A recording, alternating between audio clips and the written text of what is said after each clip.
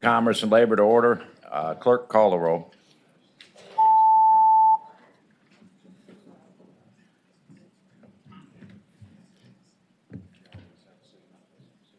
You have a quorum, Mr. Chair.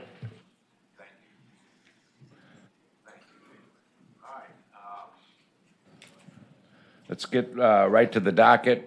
Senator Boysko, you are first.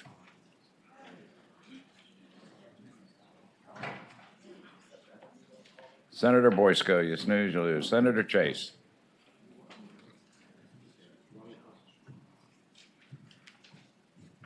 Do you have another bill besides the coal ash bill? No, I just like them all rolled together. Yeah, they have been rolled together in subcommittee, so you should be taken care of. Okay, and then we have the two amendments that we wanted to add. We'll take those up. We're going to do coal ash last. Sounds Okay? good. All right. Thank you. Thanks. Okay, Senator Evan. Senator Evan not here. Senator Vogel. Senator Donovan. We're getting there, Senator Peterson. Senator Edwards. Senator Peterson. All right. All righty. And I believe I have a substitute, which is frankly about 99% the same as the original, but it did make a couple changes. All right, what's your bill number? Senate Bill 1780. 1780, okay. And let me just preface by saying you can kind of put whatever label you want on this legislation, but it basically repeals what we did. First, let's get the substitute before us. Yep. There's a motion on a substitute, been moved and seconded that Senate Bill 1780, nature substitute be adopted. All those in favor say aye. Any opposed? Okay, the substitute's before us. Senator Sure. Peterson. And thank you, Mr. Chair, and this has been a topic I've obviously been in front of this committee multiple times ever since I put in my first rate freeze repeal several years ago. Senate Bill 1780 basically goes back against what we did last year. It's a repeal of what we did last year, and it restores SCC oversight to electric bills as of July 1, 2020. It basically, in so many words, goes back to a cost-based model of energy pricing. It gets rid of what we currently use in terms of peer review, and at least in all people that can give you the details, but would be a net increase in refunds that would be owed to consumers in Virginia. Among other things, it defines non-essential expenditures, which can currently occur, and would make sure that the ratepayer is not responsible for those non-essential expenditures, which can be everything from lobbying expenses to charitable contributions to anything else on behalf of a investor-owned utility that don't go to the actual service of electricity. Among some of the substantive points, it takes SEC review back to biennial, so it would be every 2 years, not every 3 years. It also changes the margins for excess earnings. It would go from 70 basis points right now, which is when excess earnings start to occur, to 50 basis points, which would be a pro-consumer change, and also says that those earnings over and above the 50 basis points, which is basically half of 1%, would be 90% refundable to the consumer. It requires investor-owned utilities to submit audited financial reports to the State Corporation Commission, so we know exactly what they're earning. That would also be retroactive back to 2015, so we know what they have been earning.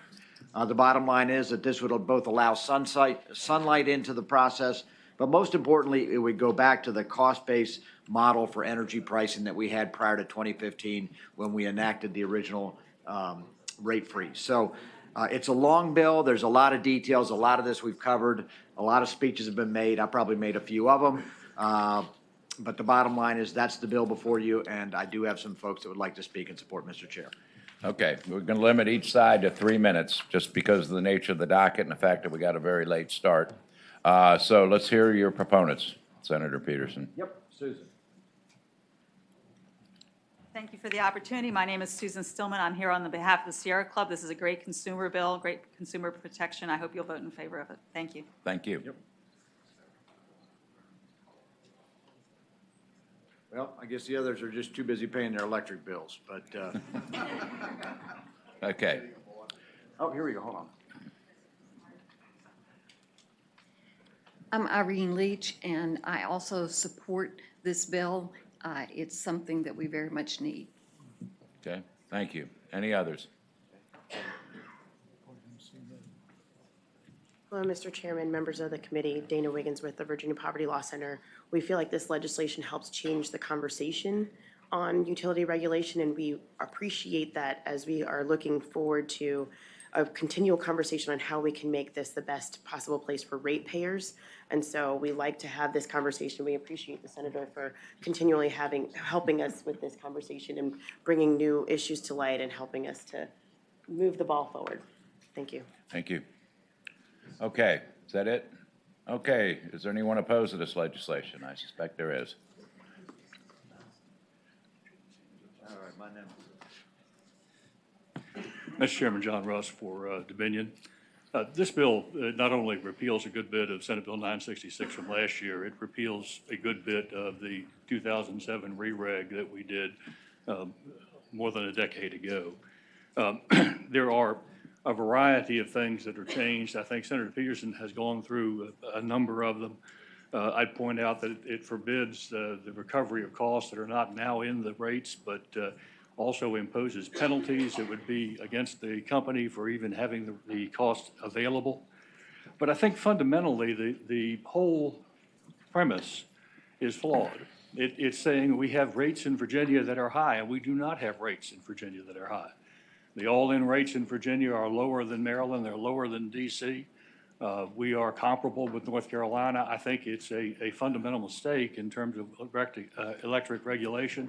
And I think we've done a good job in Virginia in terms of controlling rates and controlling what happens. I hope you defeat this bill. Thank you. Any others that wish to speak against the bill?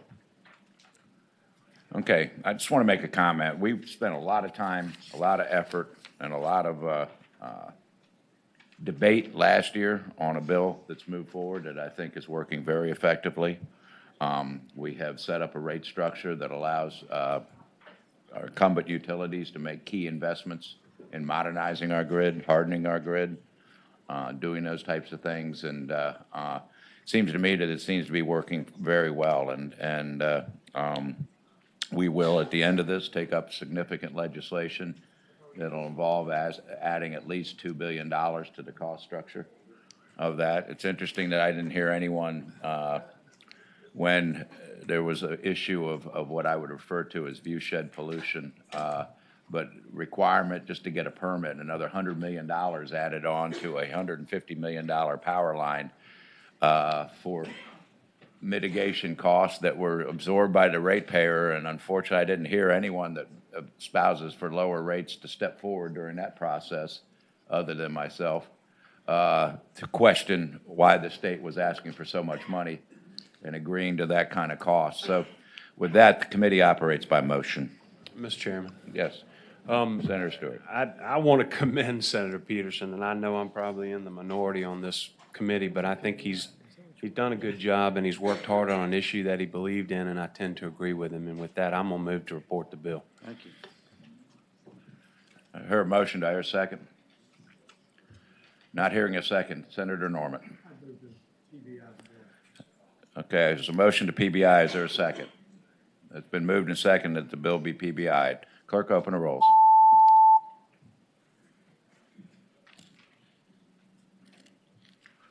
Twelve ayes, 1 nay. All right, thank you, Senator All right, Peterson. thank you. Okay. Senator Peterson, we'll go back to the top. Senator Boysko. Okay. Thank you, Mr. Chairman. I have three Three bills today, Senator Boysko. opportunities for success. Yes. Why don't you, which one do you want to start with? I would like to start with 1639, please. 1639, if the Yes, committee sir. would pay attention. 1639, go ahead, Senator Boysko. Yes. Mr. Chairman and members of the committee, today I present SB 1639, a bill to bring paid family and medical leave to the Commonwealth. I'm going to premise this with just an hour ago, I got the fiscal impact statement, was shocked by it. One of the reasons that I asked to pass it by last week was because I didn't feel the bill was completely ready, but I feel that there is a huge need in Virginia to address this issue. So I'm not going to give you my full statement that I had prepared. What I would like to suggest that we do is create a work group that we can move through the year to try to address the issue. You know, everybody has a story about how someone in their family had an emergency and they were either not able to take off time for work because they couldn't afford it, or because it just wasn't an option for them. I have that own story myself. My daughter was born 2 months early, was in the NIC unit for 6 weeks. My husband and I were living on one paycheck month to month, and we did not have the flexibility for him to take, the paid, the federal leave because we couldn't afford it.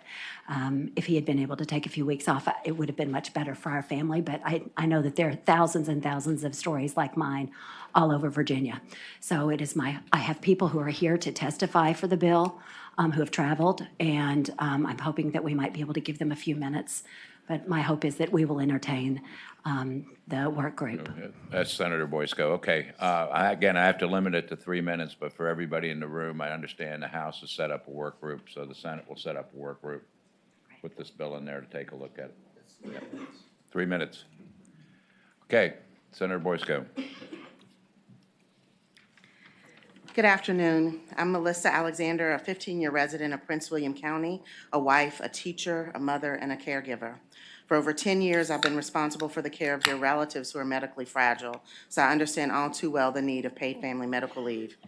I cared for my mother after she became very ill in 2007 until she passed away in 2009. After my mother's death, my great-aunt Mabel, who is now 97 years old, came to live with us, and she remains in our care to this day. During both my mom's illness and when my aunt was gravely ill, I depleted all of my leave as a teacher in Fairfax County, caring for them. Had to take days of leave without pay, and my family was forced to make many adjustments. But none of this prepared us for the devastating news we received on December 14, 2014, when our then 8-year-old daughter, Julia, was diagnosed with brain cancer after experiencing weeks of worrisome symptoms. Since my husband, Joe, carries our family's health insurance policy and is primary breadwinner, I was forced once again into the primary caregiver role. This time, though, it wasn't just the loss of a few days' pay. As a new employee in Prince William County, I used all of my available leave and received the maximum 30 days of donated leave from generous colleagues. I was extremely lucky in that my school administrators were compassionate and accommodating and did everything in their power to keep me on staff as long as they could. But by the end of March, the paycheck stopped, and I had to take 1 year leave of absence in order to get my daughter through treatments, some of which included moving to Philadelphia for months at a time.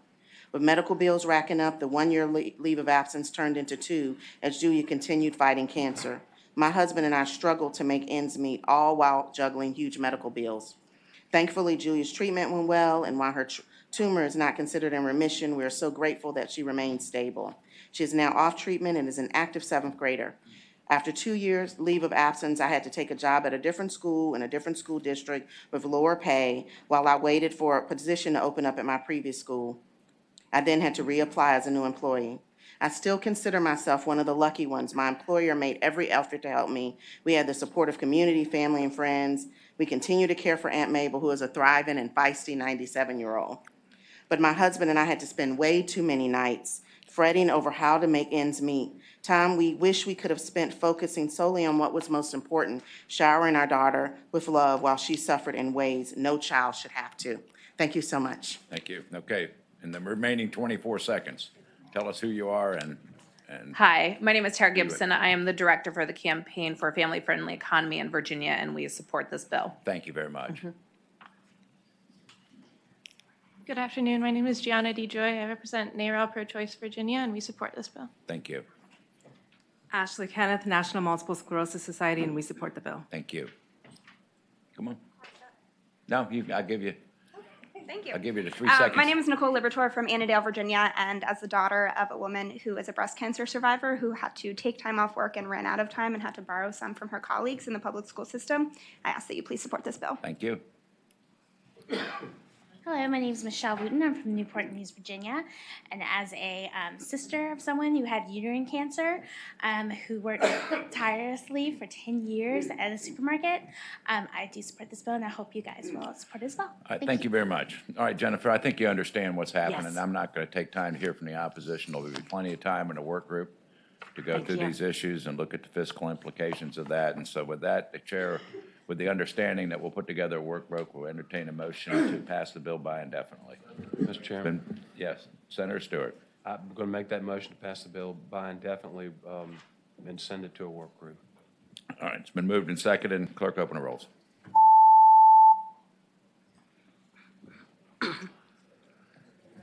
Okay. 13 ayes, 0 Thank you. nays.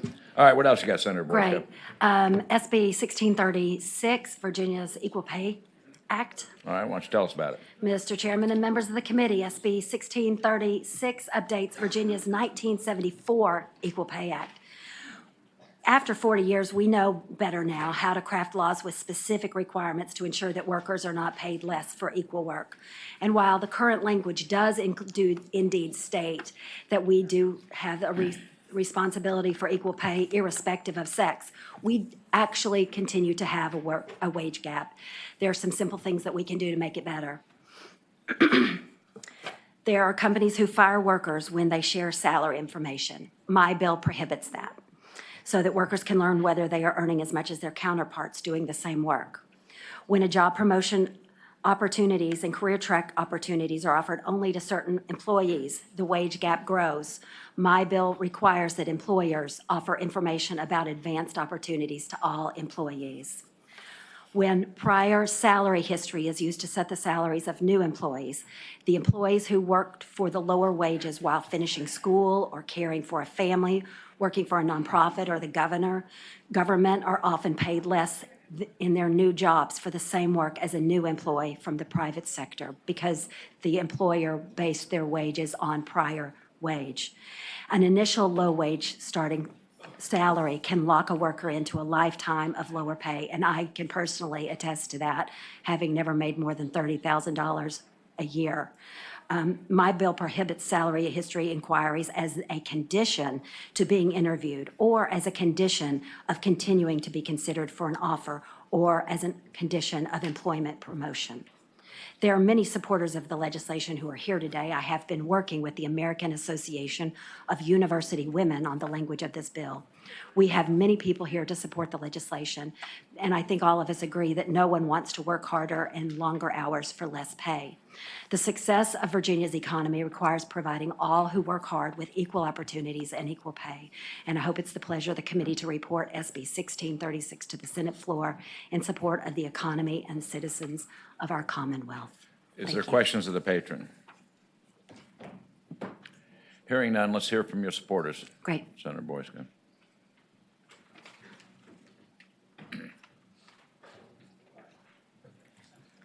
Senators, I am Carol Stevens, speaking on behalf of the American Association of University Women.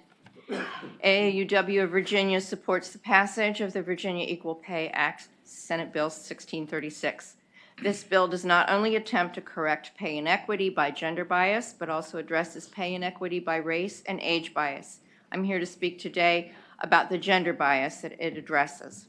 In Virginia right now, a man makes $11,000 more than a woman each year, although they work the same job and have the same qualifications. In this day and time, there is no social reason for discrimination in pay between a man and a woman. In fact, this pay gap is also a reason that women are left with much less to live on during their old age. Not only do they make $385,000 less than a man over a 35-year career, but the amount of that money contributed to Social Security and retirement plans is also affected by this pay gap. The women of Virginia deserve equal treatment under the law, and passing the Virginia Equal Pay Act, SB 1636, is one step in that direction. AAUW of Virginia urges your support of this bill. Thank you. Good afternoon. I'm Megan Healy, Chief Workforce Development Advisor to Governor Northam. The administration supports this bill. Thank you. Good afternoon. My name is still Gianna DeJoy, representing Narrow Pro-Choice Virginia. We urge you to support this bill. Thank you. Hello, I'm here to read on behalf of Lexi, and she is from Richmond. And she writes, hello, my name is Lexi. I'm a senior at VCU, majoring in political science. As I stand in front of you today, I can count on my hands how many months I have left at my university until it's time for me to enter the workforce and start my career. In the same breath, I can tell you that Virginia women are still paid only 78 cents every dollar paid to a man of identical labor. And women of color, like myself, are left to survive with less. Approximately 263,000 African American women in Virginia workforce full-time make 59 cents for every dollar paid to white men. That's why I stand in support of this bill, and I thank you for your time. Thank you. Thank you. Is that it? Thank you, Senator Voisko. Are there those opposed to the bill?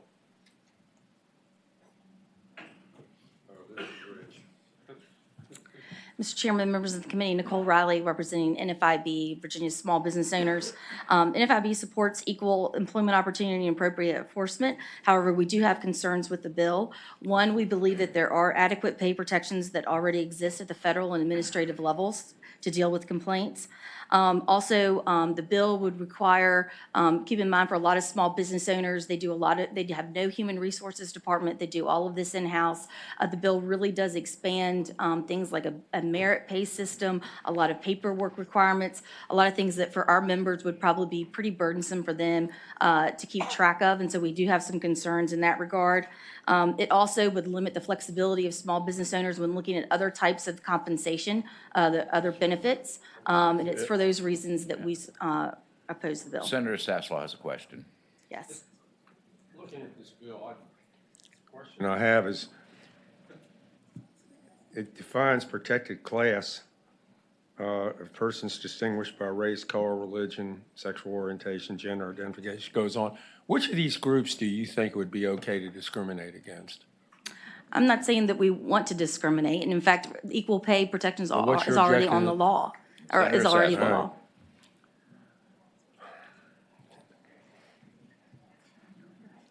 You done? Okay, Kate thank Baker, you. on behalf of Virginia Retail Federation, we also oppose this bill. Mr. Chairman, Dave Westcott with the Family Foundation. We also oppose this bill. Good. Mr. Chairman, members of the committee, Robert Melvin. I'm with the Virginia Restaurant, Lodging, and Travel Association. We also oppose this measure. Mr. Chairman, Keith Martin with the Virginia Chamber of Commerce. We appreciate the senator's efforts to ensure pay equity. However, we have two concerns, particularly with the bill. If you look on lines 40 through 43, it talks about directing employees into less favorable career tracks. We're concerned that that might create some ambiguity and uncertainty that could lead to some litigation by employers. And also on line 61, prohibiting salary history. There are times where employees need to have that kind of discussions, particularly when it concerns sales commissions, Mr. bonuses, Chairman. and benefits discussions. Senator Sasslaw. Let me ask you a question. What do you think drives a bill like this? Senator, Mr. Chairman, Senator, I would say that we don't dispute that the efforts and the need for pay equity. Our concerns is pretty much with the wording of the bill. You know, a few years ago, I think it was I'm pretty sure it was Walmart. They faced a gender discrimination suit, and they maintained there wasn't any. I think they had 39 general managers worldwide. 3 of them were women. The women earned 20-some% less, the 3 women, than the average men. I think it may have been ultimately settled out of court. But do you understand why somebody would bring a lawsuit like that? Yes, sir. We do not support unequal pay. Our only concerns is with those 2 provisions in the bill. All right. All right. Thank you. Yes, sir. Mr. Chairman, my name is Tom Antorcio, and I'm with the Virginia Catholic Conference. We oppose the bill. The bill would, among other things, add sexual orientation and gender identity to the list of specially protected classifications in provisions relating to private employers, including those that are faith-based.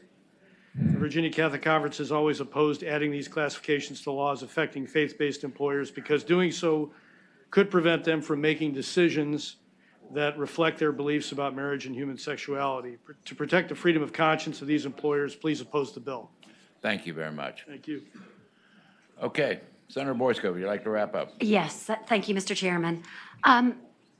I would be happy to entertain an amendment if that would be appropriate. I think this is an important issue. Let me give you a little personal story.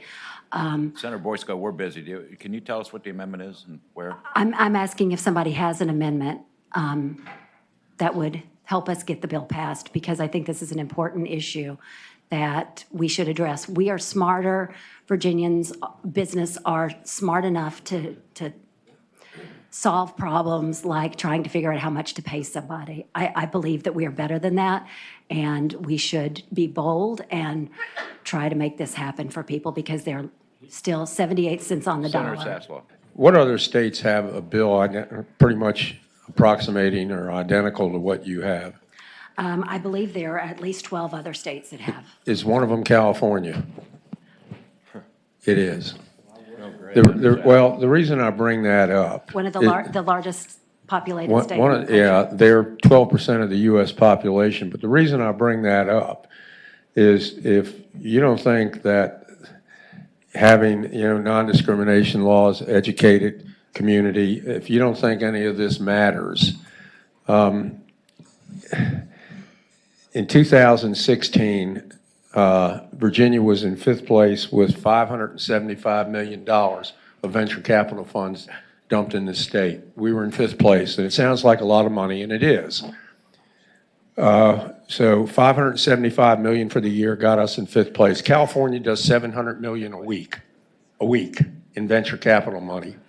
The latest numbers that I have, Mr. Chairman, was last year through the first quarter, $21 billion nationwide, of which $11.1 billion was in California, of which $6.4 billion, you ready for this, was in San Francisco, where they've outlawed every form of discrimination. Okay? So this doesn't hinder business, trust me. If anything, it helps promote it. Thank you, Senator Sasslaw. Senator Obenchain. Senator Boysko, we had a line of organizations representing businesses large and small, and you asked about whether we've got an amendment. I mean, did you work with them to try and find a way that you can make this work? I would be happy to continue working if you want to put that together. Well, I mean, I think it's your job as Right. the patron of the bill, not my job. I just saw virtually every business organization or organizations representing virtually every group of businesses in Virginia. I don't believe that these are folks who are committed to discrimination at all. I think that the goal of this bill is worthy, and for you to stand there and say that it's our job to come forward with amendments to find a way to make your bill work for citizens in Virginia and for businesses in Virginia, I think is grossly unfair. I think that, if you believe in this, you're going to work on building a coalition, and I would urge you to do that. Putting a title on a bill that everybody agrees with doesn't make it a bill that works for everybody. And so, I take issue with my friend from senior senator from Fairfax County. He may want Virginia to be more like California. I don't. I mean, I certainly want to eliminate discrimination, eliminate the pay disparity that exists, but I think you've got to work with coalitions in order to come up with a workable plan and not come in with something that you haven't worked with business community on, that you haven't identified amendments that are going to broaden the appeal of this and the workability of this. I mean, some of the concerns articulated by the Chamber of Commerce and others, I think, are very fair and very significant issues that, I hope can be worked out. Mr. Chairman, Senator Boysko. With that, I would move that the bill be passed by indefinitely. All right, we have a motion to pass the bill by indefinitely. Is there a second? All right, it's been moved and seconded. Senator Boysko. Comment? yeah, Senator Chafin. Oh, yeah, Senator Sassler. Well, I've heard this before. Everybody's opposed to discrimination. Everybody's opposed to all the bad things that can happen. The difference is they just don't think that the government ought to do anything about it. And that's what you're dealing with here. Mr. Chairman, that's not at all what I'm saying. What I heard the patron of this bill say is that she's got a bill that she put together but hadn't worked with anybody on the private sector to try and build a coalition that's going to make this a workable solution to a problem. And that is what I'm opposed to, not a solution that's going to work for people in Virginia and businesses in Virginia. And that's why I'm moving to pass the bill by indefinitely. I think that the gentlelady's goal is one that I support. And I would hope that we can build a bill and put a bill together that will actually work to accomplish the goals. Okay, we have a motion properly supported to pass the bill by indefinitely. Clerk, open the roll. Mr. Wagner? Senator Boysko. May I just make one last comment? Yeah. The provisions that are in this bill are simple. They are not difficult to execute. They are done in other states. This was not an overly burdensome concept. And I made the suggestion in goodwill, saying that if somebody had a small issue with something, I'm open to changing that and listening, which I've made. I have an open door policy, and I'm always happy to listen and try to collaborate. So I just wanted to make sure that you understood that. Thank you so much for the consideration. Okay, clerk, open the roll. Motion's to PBI. Thank you. And one more. One more. Yes, Let's sir. give it another try, Senator Boysko. You Thank have you. 11 ayes, 2 nays. Okay, that bill's been passed by indefinitely. Senator Boysko, Senate Bill 1648. 1648, Mr. Chairman and committee, I am bringing at the request of constituents who are concerned about climate change. Okay. This bill would ensure that we would have construction of the 5,500 megawatts of renewable energy generation capacity prior to the approval of further energy generation through fossil fuels. This bill aims to take Virginia closer to the sustainable growth appropriate for realities of the 21st century. We all know that climate change is impacting Virginia today, and its importance cannot be overstated.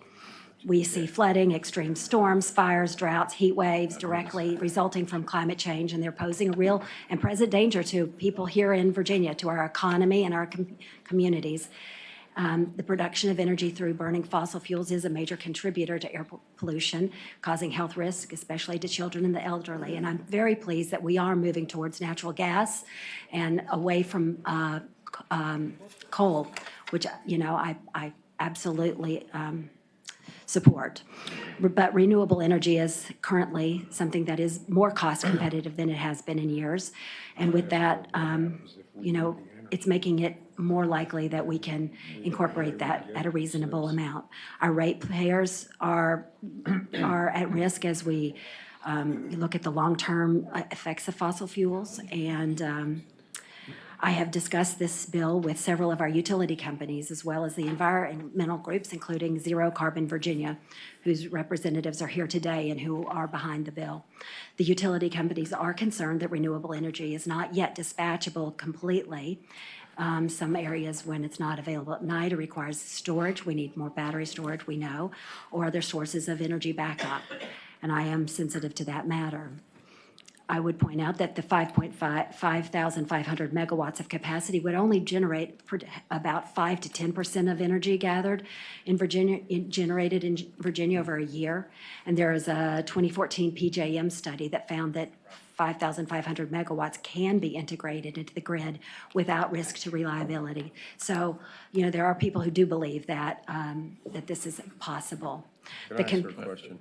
Senator Sassler. Yes, sir. Let me ask you something. What happens if we have pretty good business expansion over the next decade, but we haven't been able to generate, and, Senator Wagner and I had the bill that you just referred to that, has put the 5,000 megawatts out there, but let's just suppose that we're pretty successful in generating businesses and we start, we get to the point where we just simply need more energy. Sure. But we can't do it through through renewables.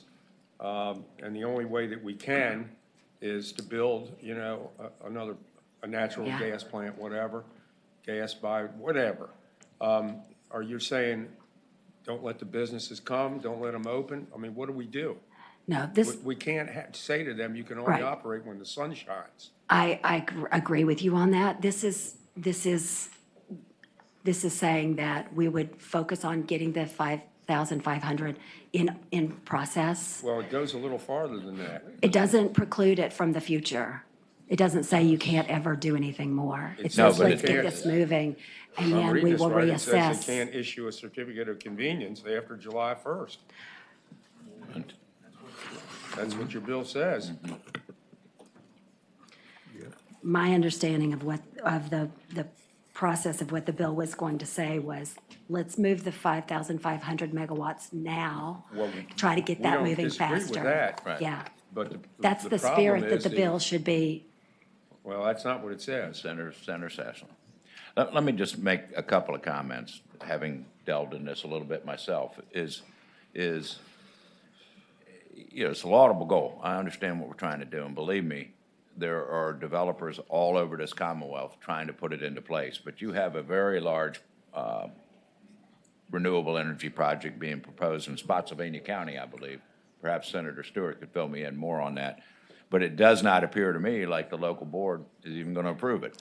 So now we're back to square one. And if you haven't had the opportunity to try to put a 100 megawatt or larger farm together, I'd encourage you to at least look at the manual to see what you got to do. Once you can identify, if you can identify the 1,000 acres it takes for a 100 megawatt farm, and that's about what the land is, then you can sign up the farmers or whoever has the land or purchase the land and do all of that. At that point, you can then apply to PJM with $150,000 and ask them to take a look to say, is this an appropriate place to put this on a transmission line? Anywhere from a year to 18 months later, they will get back to you and say either yes or no. If they say no, you're back to square one. If they say yes, now you have to go get the historic preservation, you have to come up with a stormwater plan, you have to do a bunch of different requirements before you can get there. Now, with all that done, you can go in front of the local board. And it's interesting, I always see a group like that behind you, okay? And I've been to these local hearings. What I never see at the local hearings, that same group of people, they're sitting on that local county board of supervisors or that city council saying, we need this bill. So I hope at some point in time, they show up at the State Corporation Commission. I believe they're starting to get the clue that perhaps there's a problem over there getting these approved. And also at the local boards of supervisors, because we're never going to get here from there. And quite frankly, if we were to go down this road that you're proposing, what's going to happen is Dominion's going to end up buying more power off the grid. That power is going to come from West Virginia, where they're burning coal. I think 90%, if not more, of their generation comes from coal. And it may please Senator Chafin to no end, but they'll fire up the coal plants. Yes, he agrees. And you're going to be buying more power from Ohio and places like that to make up the delta, because we don't have that here. Now, what happens when we start buying power off the grid is we can't come back to the ratepayers, and it was brought up earlier, we pay some of the lowest rates anywhere in the country that doesn't sit on a whole bunch of hydroelectric. And once we start buying off the grid, we lose that ability to control how much our citizens pay for electricity. And that's a huge problem here. But having heard all of that, I'll give you 3 minutes to see a line of people behind you, and we can start now. Yes. Mr. Chairman and committee, thank you for the opportunity to speak today. My name is Alice Roby. I'm a member of Zero Carbon Virginia, a group of scientists and engineers. I'm here to ask for your support for SB 1648, the Renewables First Bill. I earned my PhD in biology from Caltech in 2010, and I have lived and worked in Virginia as a research scientist ever since. I stand before you today genuinely concerned about the impact that human climate change will have on our ecological, economic, social, and political systems. I am not alone. Scientists worldwide have spoken with a strong and unified voice about the dangers posed by unchecked climate change. Here in Virginia, I know we can and should do more to transition to a clean energy future. And I'm not alone. According to a recent Yale study, the majority of Virginians accept that climate is changing, and 62% believe that we should require 20% of our utility-generated electricity to be produced from renewables. Make no mistake, the future of energy will be low carbon because that is the only long-term solution for climate change, is eliminating CO2 emissions. Change is coming. For example, in DC, there are bipartisan and Republican-led proposals to put a price on carbon. The question is not if we will decarbonize, it is when, and how abruptly will that change happen. Virginia, the question is, will we take reasonable steps now to prepare for a low-carbon future? Will we wait to be forced into action by others? SB 1648 nudges Virginia in the right direction. It does not say get 100% or even 20% of our energy from renewables. It says let's get 5 to 10% from renewables. It does not say stop use of all fossil fuels. It says let's stop expanding fossil fuel power generation until we catch up to other states in our use of renewables. SB 1648 is pragmatic, so I ask you to support the bill. Thank you. And before the next speaker, and I'm going to pause so you get all the time, I'm just going to make this comment, okay? And believe me, if you look at the legislative history, there's no one in this General Assembly, I believe, has supported renewables more than me in terms of the legislation we put in, the kind of things I've done, the amount of time I've spent at SCC promoting renewable energy projects and supporting that, of the offshore wind, all of those things. But let me just say this. We talk about 5,500 megawatts of solar. That is a peak solar. That's when the sun's shining, the weather's cold, and that's what that field can, or that's the top time for solar. At some point in time, even with storage, we need to look at megawatt hours used in Virginia. The maximum, that's the megawatt hours we need to run Virginia. It's X amount, and it's going up 2 or 3% a year. That's what we need here in Virginia is a megawatt hours. In order to generate, remember, the 5,500 only reaches at peak. It doesn't produce anything at night for obvious reasons. There's no light. In doing that, we need to determine how much of Virginia is going to have to be solar panels in order to meet a carbon-free Virginia. And my gut instinct tells me right now there's not enough land in Virginia to do that. But that's my gut instinct at this point in time. So those that do that, I wish they'd start thinking about some other things. And believe me, I understand what you're saying about carbon. I'm with you. But we need to start looking back at nuclear, and we need to open up some other things if we're going to get here from there. But go on, I'll give you your time back. I apologize for the editorial. Thank you, Mr. One other thing. Senator Sasslaw. You brought up a really good point, and I wanted to, we had, Senator Wagner and I sponsored that bill last year that mandated the 5,000 megawatts of that. But let me tell you this. In Maryland, he mentioned the problem in Spotsylvania. There was a story in the Washington Post a few weeks back that Maryland passes community solar. There have been 8 proposed projects, and the local governments have turned every one of them down because of, the not in my backyard people. Okay. Yes, sir. Back on the clock. Thank you, Mr. Chairman and members of the committee. My name is Dan Turner-Evans. I'm also a member of Zero Carbon Virginia. I'm here in support of the act, and I researched solar energy technologies over the course of my PhD. Very quickly realized that technologies were not what was holding us back, but more the policies that for historical reasons benefited fossil fuels. And so I agree that we need to do a lot to improve policies in many areas to get more renewables installed in the state. And this bill would simply transition what was already deemed in the public interest by your bill last year to say that instead now before building an additional fossil fuel capacity, you would build these 5,500 megawatts. And this quantity of wind and solar would amount to less than 10% of the Commonwealth's electrical generation and could easily be absorbed in the grid without the need for additional fossil fuel capacity. Okay. Thank you. We're to the point now with just organization, and you support or don't support.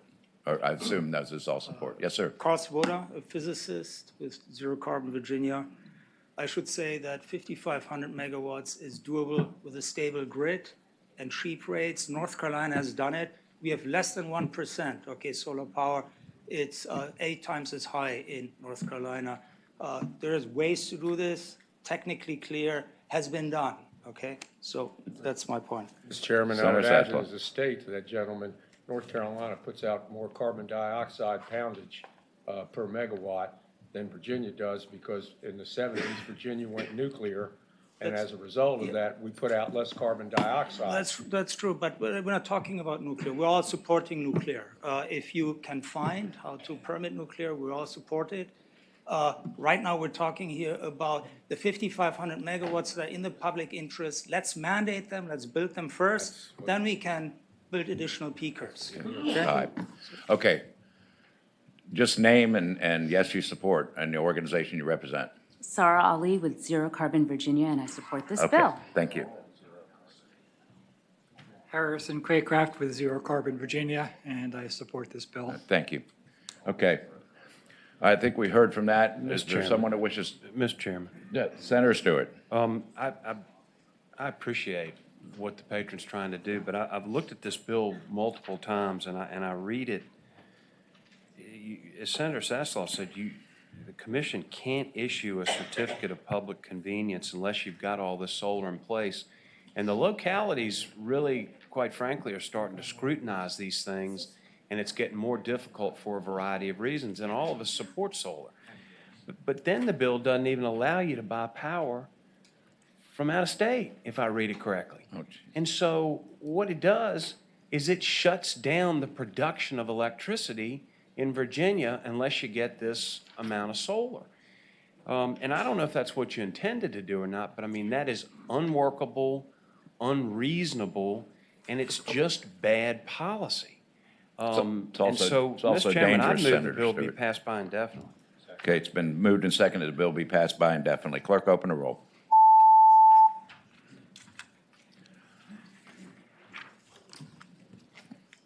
Okay, Senator Boysko, you got one in a study, so. Thank you. All right. 12 ayes, 0 Appreciate nays. it. Okay, thank you. All right. Senator, yeah. I got Norman. I'm sorry. Senator Donovan.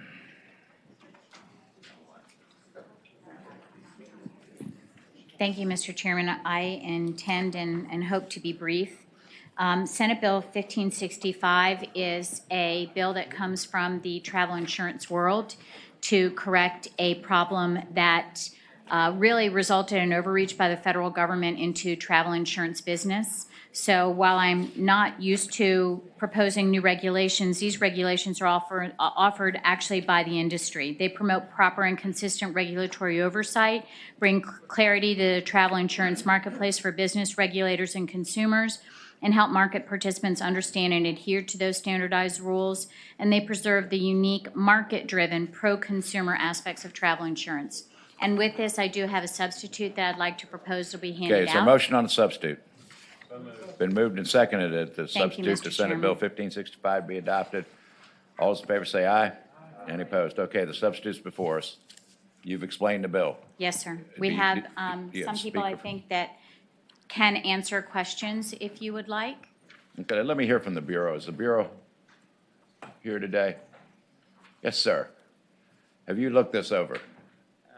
Mr. Chairman, Don Beatty with Bureau Insurance. Yes, we have looked at this very closely. We've worked very closely with the proponents of this bill, and we're fine with this bill. All right, Don, just a question for you real quick. I had dealings with travel insurance, as in company failing to want to pay.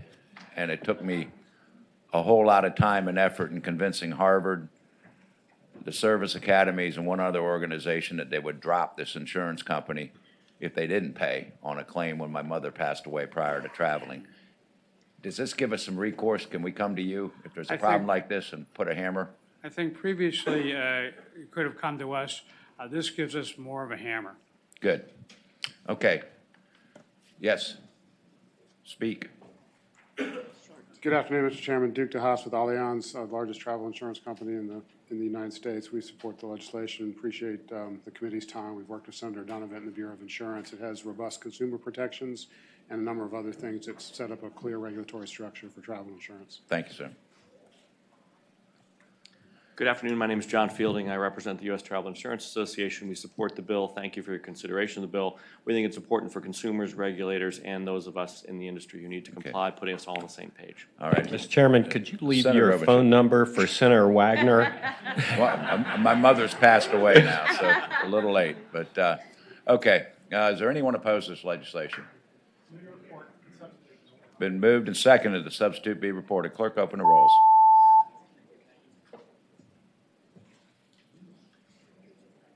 Thank you, Senator Donovan. Thank you, Mr. 12 Chairman, ayes, 0 members of the nays. committee. Okay.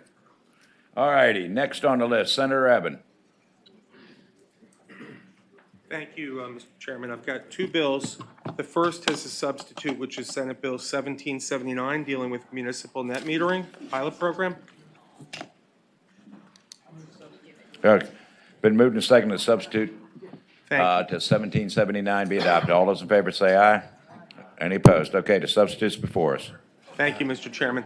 This bill builds on a schools net metering pilot bill that passed last year unanimously and establishes a narrow 6-year pilot for municipal net metering in the service territories of Phase 1, APCO, Phase 2, Dominion. And we know that net metering can help counties, cities, and towns grow their local economy. They can save taxpayer money through developing and using energy that they generate. They can invest the savings in local priorities. It allows for non-contiguous net metering so that the excess energy generated at one municipal-owned or operated site can be credited against the electricity costs at another operated building or land. And there is a pilot cap that we've discussed with both APCO and Dominion. In Phase 1 utilities, it's 5 megawatts with the potential to grow to 10 megawatts. In the service area of Phase 2, Dominion, pilot cap is 25 megawatts. And in the substitute that you have before you, the differences between that and the previous bill is that any costs associated with the pilot will be borne by the participating municipalities and the caps that I've mentioned. And there are people who are available to speak to the bill. And also I wanted to thank Delegate Kathy Tran, who's worked over put a lot of work into this with the affected parties. So with that, I'll answer any questions or let others. Okay. Are there those in favor of the bill?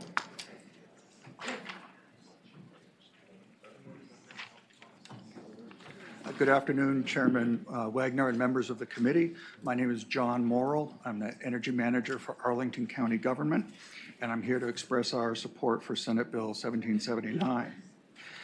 This establishes a pilot program for non-jurisdictional municipal customers of Phase 1 and Phase 2 utilities who participate in net metering electricity generation using solar or wind energy systems. It allows for customers to receive a fair financial credit for any excess electricity generated at the municipal site that's hosting, with the credit applied to the electricity costs of one or more accounts of the same municipality. We support this bill for several reasons. First, it saves taxpayers money.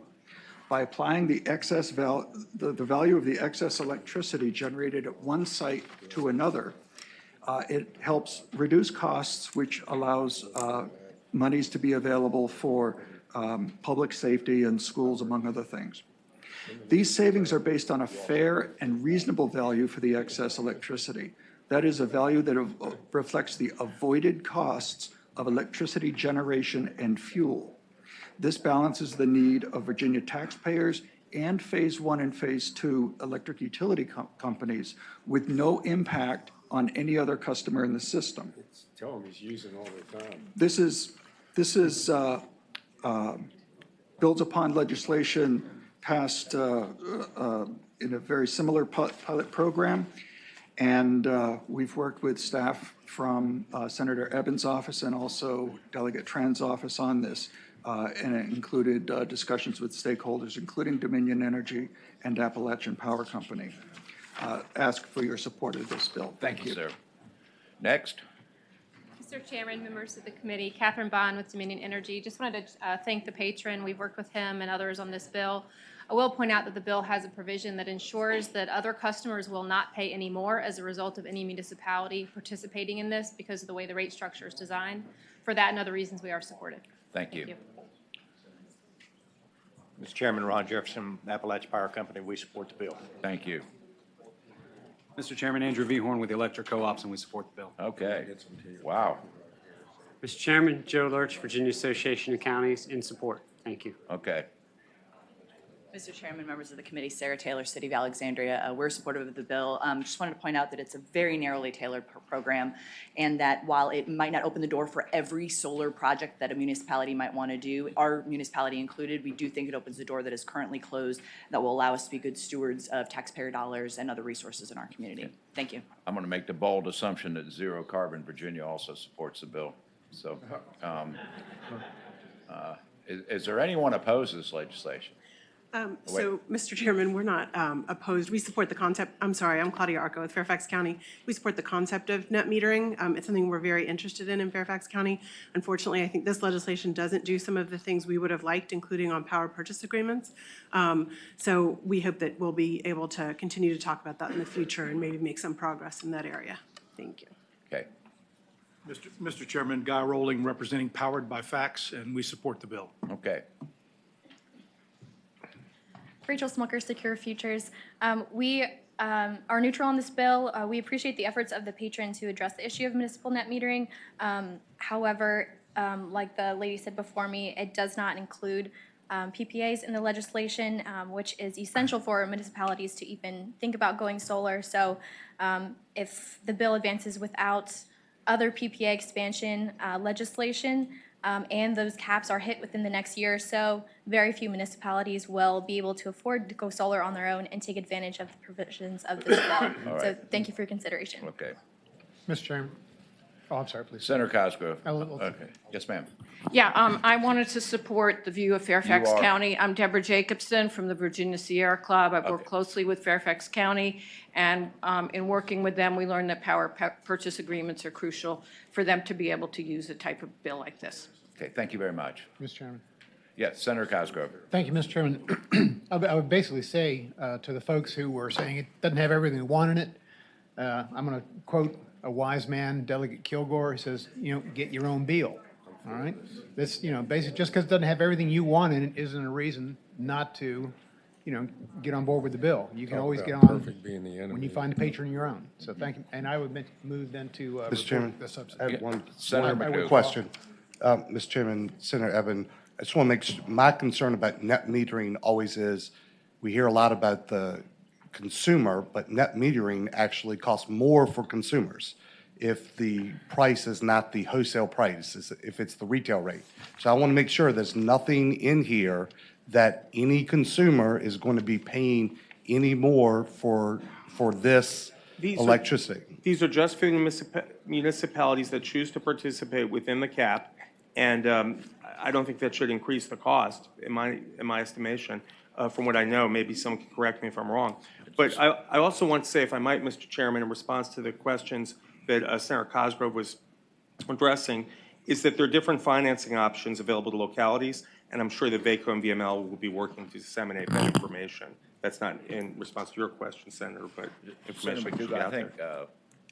is Ms. Bond still here from Dominion? Did you not say in your presentation that this would not impact rates? Mr. Chairman, yes, so we did say so. Again, subject to review of the bill, we just got handed a copy of the substitute, but to the extent it conforms with the language that we agreed to, there is a provision that specifically says that any customers taking on these types of projects would do so under a rate schedule and with an agreement that assures that no non-participating customers bear additional costs as a result of this program. And Mr. Munyon, or Chrissy, if you could put us on that line number and the substitute, we would appreciate it. I think if you look at Chairman, number 7. It's beginning on line 78 on page 4 of the bill. Okay. As new subdivision B7 was added to address the issue about non-participating customers shall not bear any costs associated with participation in the pilot program. Senator McDougal. Thank you, Mr. Chairman. Okay, all right. All right, we have the substitute before us. Appears we have peace in the valley. Oh, we have one more. Yes, sir. Mr. Chairman, members of the committee, Aaron Such, Solar United Neighbors of Virginia. I would just like to respectfully take issue with Mr. McDougal's comments. There's been no data that shows in Virginia that there's any cross-subsidization between net metering customers. And in fact, I'd be happy to provide some data, specifically a Navigant study commissioned by Dominion in 2016 that shows that there is a net benefit. Essentially, solar net metered generates energy where and when it's needed most, and there really is no data. I'd be happy to provide you, Mr. McDougal, with data. Thank you. Mr. Chairman. Senator McDougal.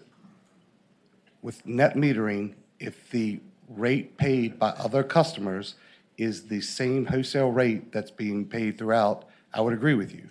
My concern about net metering is that's not what occurs, that they pay a different retail rate. So they are ending up paying a higher rate.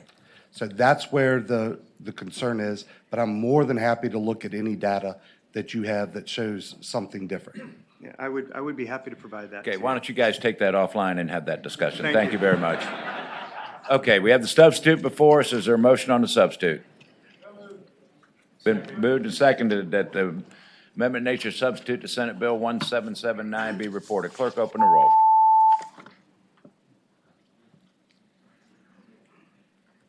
13 ayes, 0 nays. There you go, Senator Abbott. That bill's reported. Do you have another one? Thank you. Yes, sir. Thank you. This is Senate Bill 1605, which also has a substitute. Okay. Is there a motion on the substitute? Been moved and seconded. 1605, amendment nature substitute be adopted. All those in favor say aye. Any opposed? Okay, substitutes before us. Senator Evans. So this bill builds off of last year's Grid Transformation and Security Act from you and Senator Saslaw, which included an important provision that Dominion proposed $870 million in energy efficiency programs over the next 10 years, and that Appalachian Power proposed 140 over the same time frame. The bill mandates that each utility utilize a stakeholder process to provide input and feedback on those commitments. And it was enactment clause 15 to that bill, which this amends. And basically what we're doing is we're clarifying that the stakeholder review process will last through the period of the 10 years. Additionally, we're clarifying that the frequency of the stakeholder meetings will be twice a year instead of once a year. Currently, both stakeholder processes are scheduled to meet 4 times a year. They were scheduled to meet 4 times in 18, but without this addition, the stakeholders could meet too infrequently to have effective input into the future. And that's the nucleus, the nub of the bill. And I'm here for any questions. Okay, are there questions for the patron? Okay. Mr. Chairman? Yes. Just Senator one. Cosgrove. Senator Roden, do you really have to have 2 meetings a year? Wouldn't one cut it? With one what? To have effective, and I think you'll hear from the supporters that they're open to this, but if you just have one a year, you may not be, it may be too infrequent to have a meaningful impact on what's going on as we move forward. Thank I mean, we have a lot of commissions that meet 4 times a year. This is a pretty, it is past more than $1 billion investment. So I think it's worth them talking twice a year. Okay. Yes, ma'am. Hello, Chelsea Harnish, Virginia Energy Efficiency Council. We support the bill. And Senator Cosgrove, just to go into a little bit more detail about your question, we actually were hoping for 4 times a year, but we worked out with the utilities to get them on board to agree to at least 2 times a year. And we do think that that will help with the stakeholder group be effective in meeting its goals. Thank you. Okay, thank you. Yes, sir. Mr. Chairman, Eric Godfrey, Virginia Advanced Energy Economy. We represent a number of the energy efficiency companies that will be participating in this process. We support this legislation. Okay, thank you. Mr. Chairman, DeJuan Robinson with the Natural Resources Defense Council. We also support the legislation. I think the bill just simply helps foster increased collaboration and working together. These are sometimes complicated and complex programs, and other states with stakeholder processes have similar situations or similar programs in place to meet multiple times and work together. So we're supportive. Thank you. Okay, thank you. Mr. Chairman, Lena Lewis with the Nature Conservancy, and we support this bill. Okay, thank you. Mr. Chair, Dana Wiggins with the Virginia Poverty Law Center, and we support the bill. Thank you. Yes, sir. Mr. Chairman, Bob Shippey, Sierra Club, we support the bill. Okay. Mr. Chairman, members of the committee, Catherine Bond, Dominion Energy, we support the bill. Mr. Chairman, Harrison Wallace, CCAN Action Fund, and we also support the bill. Mr. Chairman, Ron Jefferson, Appalachian Power. We support the bill. Okay. Mr. Chairman, Christopher West, Conservatives for Clean Energy. We support this bill. Okay. What's the matter with the co-ops? Mr. Chairman. Okay. Mr. Chairman. Senator Stewart. Senator Evan, I want to make sure I understand this, but when you're in line 17 through 20, you're talking about this costing $1 billion? Well, if you add 140 million plus 870 million, what number do you get? Well, $1.1 billion, and that's costing the ratepayers to develop these This energy is- efficiency programs? Well, that's what you voted for last year, yeah. No, I didn't vote for it. Oh, I But- voted against it myself, but. I just want to be clear. I want to Yeah, be clear. It's a substantial investment. We're that's already charging being the made. ratepayers $1.1 billion to develop energy efficiency and conservation programs like turn your lights off when you're not using them? Well, this was the chairman's bill from last year, and that's a bill that settled law. This is a question of how we wisely use those resources. That's water over the dam, Senator Stewart. Okay. I'm just trying to perfect what they did so well. Okay. Senator Evan, I want to congratulate you. It's two bills in a row where you've brought up typically diametrically opposed people and got them all to sign up. So I know you've done a lot of hard work to get to that point. So I'd just like to give you a commending. Okay. Yeah, Senator Chapin. Okay, Senator Chapin wants to report the amendment nature substitute. Is there a second? Senator Cosgrove, second. I thank the committee, and I Senator Sasslaw asked, thirds it. Okay. and I asked Senator Chafin to come to my office so we can figure out what I can Senator co-sponsor Evan, of yours. Senator Evan, yeah. Thank you, sir. Okay, you're not sure yet. You're walking out. We haven't voted yet. Sorry.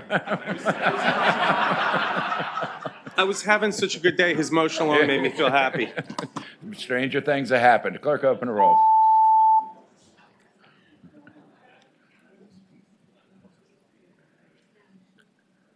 Well, Senator 12 Stewart. ayes, 1 nay. Senator Stewart ensures you're going to have to explain this to the full Senate, and I look forward to that explanation. I Senator appreciate Evan. it. Thank you, Senator Stewart. Thank you so much. Senator Vogel. Wow, thank you, Mr. Chairman. I thought only the pipeline and the equality bills came to P&E, and I'm so glad I didn't miss it here today. Well, Keep it moving. Okay, I am very hopeful that this will be really simple and quick for the members of this committee. This is not a subject that is new to the members of this committee. You have heard this before, and I am pleased to say that the subject of healthcare and medicine is ever evolving. And I think this is actually one year where I'm pleased to say that it even overtook me, because I have a bill before you that I first need to ask to introduce a substitute. Okay. I have a substitute. Is there a motion on substitute to Senate Bill 1693? Been moved and seconded that the substitute, okay, all those in favor say aye. Any opposed? Okay, the substitute's for Senator Vogel. This deals with autism spectrum disorder and health insurance coverage. And the bill that you have in front of you would provide health insurance coverage to people of any age. And as I mentioned before, this has been evolving, and I recall when we first had this discussion and we were talking about it for 6-year-olds and 10-year-olds, and I remember one of my colleagues said to me, there was a time when we had to argue about whether health insurers would cover one well woman visit a year. And that member of the legislature said, there may be a time when we look back on this and we say, wow, I can't believe we didn't cover health insurance for autism spectrum disorder.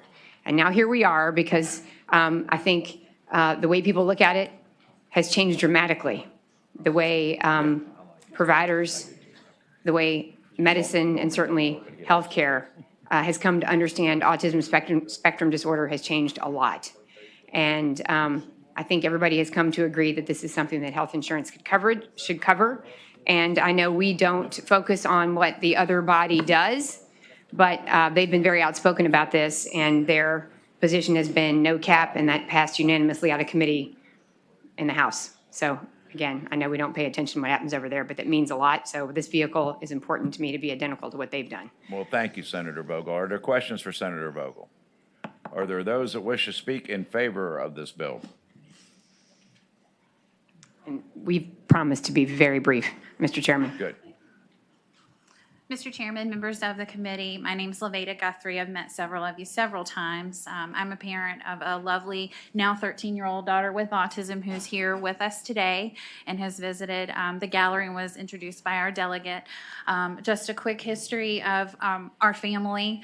My daughter was diagnosed at 2.5. We were told that she needed therapies, including applied behavior analysis, and her father and I scraped together every dime we could in order to make those therapies possible for her. And after 5.5 years of intense therapy, 35 to 40 hours a week, she now gets about 1 to 2, at the max 4 hours a week of consultation time with a behavior analyst, and is able to sit in a committee room with over 100 people and sit in the Senate gallery and be introduced. And as you can see, happy, smiling, laughing, no adverse behaviors, and that's all because we were able to provide that for her. And I think any family that lives in the state of Virginia or anywhere should be able to do that without breaking their bank. Thank you. Thank you. Yes, ma'am. Teresa Champion with the Virginia Autism Project. I want to thank Senator Vogel and thank you all for this time today. Our opponents will tell you that this is already covered under medical insurance. It is not, or we would not be standing here today. This has no small business impact. We appreciate if you vote this out of committee. Thank you. Thank you. Yes, ma'am. Mr. Chair, members of the committee, Judith Ursetti from Autism Speaks. We strongly support this bill. Thank you so much. Thank you. Yes, ma'am. Hi, Kate Fletcher. I live in Midlothian. I have 3 boys all diagnosed with autism. My oldest son is 11, has aged out of the current law already, so insurance doesn't have to cover the therapy that turned him in from a nonverbal child to a very happy, outgoing boy. So my family is desperate for your support on this bill. Thank you. Thank you. Mr. Chairman, members of the committee, Mark Lobel, founding member of the Virginia Autism Project and also the Virginia Autism Foundation, but more importantly, grandparent of a 14-year-old boy. Now, without these services, wouldn't be talking, wouldn't be sitting in school, and wouldn't have been able to lead the Pledge of Allegiance at the House about a week ago in a room full of people. So we respectfully ask for your support on this bill. Thank you, Mark, and thank you for all the work you've done outside of there. I know it's been a lifetime effort. Senator Vogel, let's hear from the opponents. Mr. Chairman, members of the committee, Nicole Riley with NFIB. Our main concern now at this point with the substitute is the fact that it does not now have an age cap. That's our biggest concern. We were able to live with the 18 as the bill was originally drafted. It does impact businesses who still are in the large group market, which are some of my members. These are members who are still at the point where they can't yet self-insure. So it's with that we have opposition at this time. Nicole, they have a lot of other problems with health insurance rates too, but let's hear from Doug. Mr. Chairman, I'm Doug Gray, Executive Director of the Virginia Association of Health Plans. I don't know what age this covers, so if an ABA analyst can provide a service that is useful to a 50-year-old with autism, it's got to be covered. So what you've created is a $35,000 a year obligation for any age, period. So I'm not sure what I can tell you about who this covers. Your original bill said 18, which is what the state went to. The state has a fiscal statement that says it'll cost $23,000 to go to 21, which is about 2 or 3 hours a week for one person. If you think you're going to have one person accessing this benefit, if you expand it, you're mistaken. You're telling me that 3 hours sitting down with someone, one person for 3 hours is going to cost $23,000. I'm in the wrong business. Throughout the year. I mean, this is in every week. So look, I don't think it's a reasonable change in the substitute to go from 18 to any age. This mandate applies to large group coverage, those who are above 100. That's the only group that it applies to. This is not about mandating a medical service. This is all about one service, applied behavioral analysis. It's the only service in which an age cap and a dollar amount was applied. The reason it was applied is it's not truly a medical service. It is a behavioral therapy.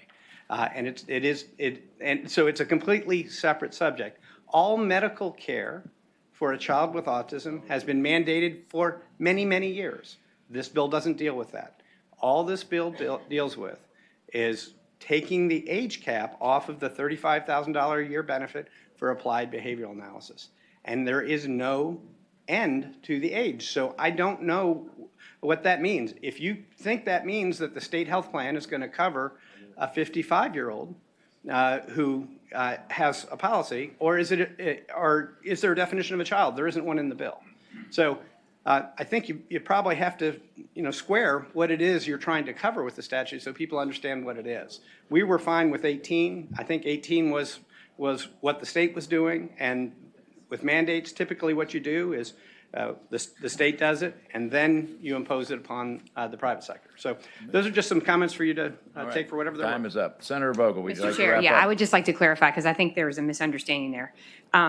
It is not the case that that just applies to ABA training, when in fact, it's really clear. And if you talk to families and you actually look at the coverage that's provided, that early ABA training is intensive in the early time of a child's diagnosis.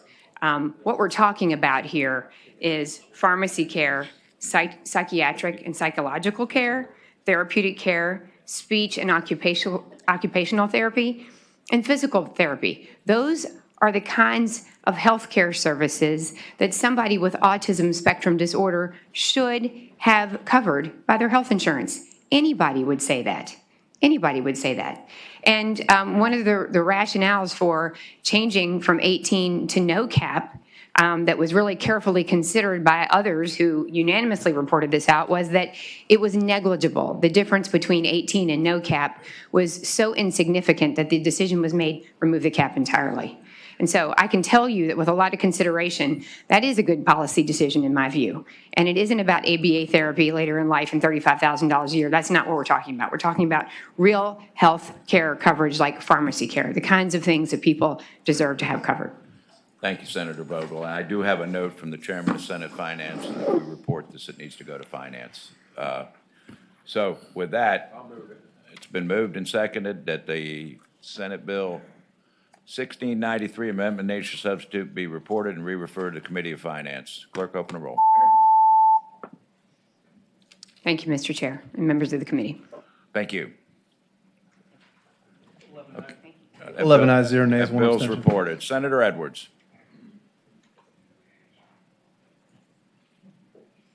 Senate Bill 1714, I think Senator Deeds, I'm told, has a similar, if not identical bill.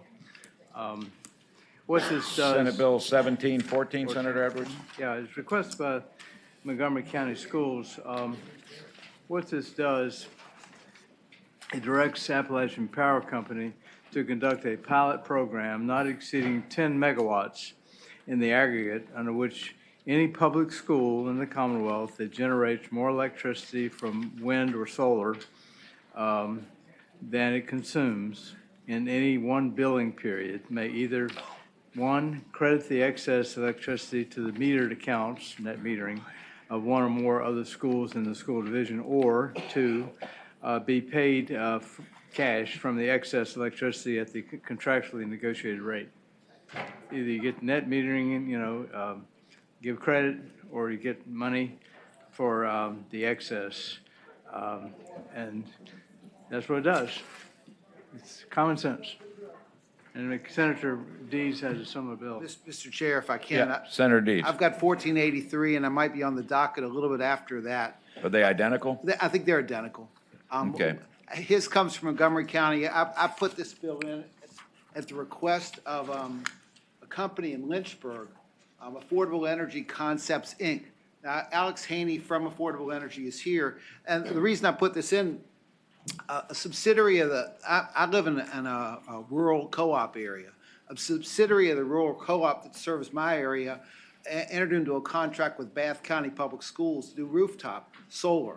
And they now provide and enter into 20-year contracts, fix the rates. They now provide 50% of the electric power the schools in Bath County use. So this is really, as I see it, as a way for schools to save money. And it's also, you promote renewable energy, you save money. Got a Lynchburg company here. You can also create jobs in Okay, Virginia. we'll hear from that. First of all, let's take care of administrative. Chrissy, Frank, are they identical? They are identical. I'm seeing a nod on that. Who wants to be chief patron? We're going to roll them together. Want me to Mr. pick? Chairman, I'd move that we roll Senator Deeds 1714 into Senator Edwards 1483. Okay, all right, that makes I'm sorry, Senator the Edwards other chief. way around. Sorry about Chief that. co-sponsor. And make him chief co-patron. Are you the 14? I'm the 14. Yeah, then All right. you're the chief I'm and going into Senator 14. Edwards is thing. Okay, is there a motion on that? There's a motion and a second to roll the two bills together. Clerk, open the rolls.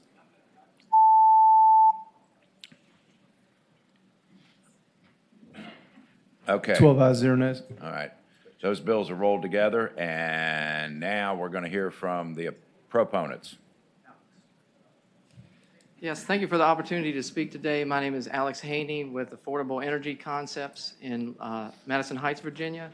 And we had proposed a solar project for Montgomery County schools, around 5 megawatts of solar, and we could save them around, we estimate around $100,000 a year. And when we started asking the folks at Appalachian Power how to get this signed up, they showed us that there's a cap at 3 megawatts for all public authority customers.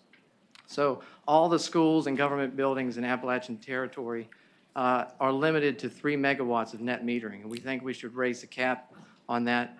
I looked at a map today. There's approximately 25 to 27 school districts in their territory, and that's around 275 schools, and I think 3 megawatts is too small of a cap for that. And we'd like to raise it to 10 because Dominion Power last year raised their cap to 10 megawatts for school customers. Okay, thank you. Yes, ma'am. Thank you for the opportunity to speak. I'm Susan Stillman with the Sierra Club, and we support this bill. Having solar on schools helps the school system save money, taxpayers' money. It also provides an academic for opportunities for STEM education and for workforce training. So some of the young people that have this experience will, in fact, go to work for this young man. And so we have more jobs in a great clean energy arena. Thank you, Susan.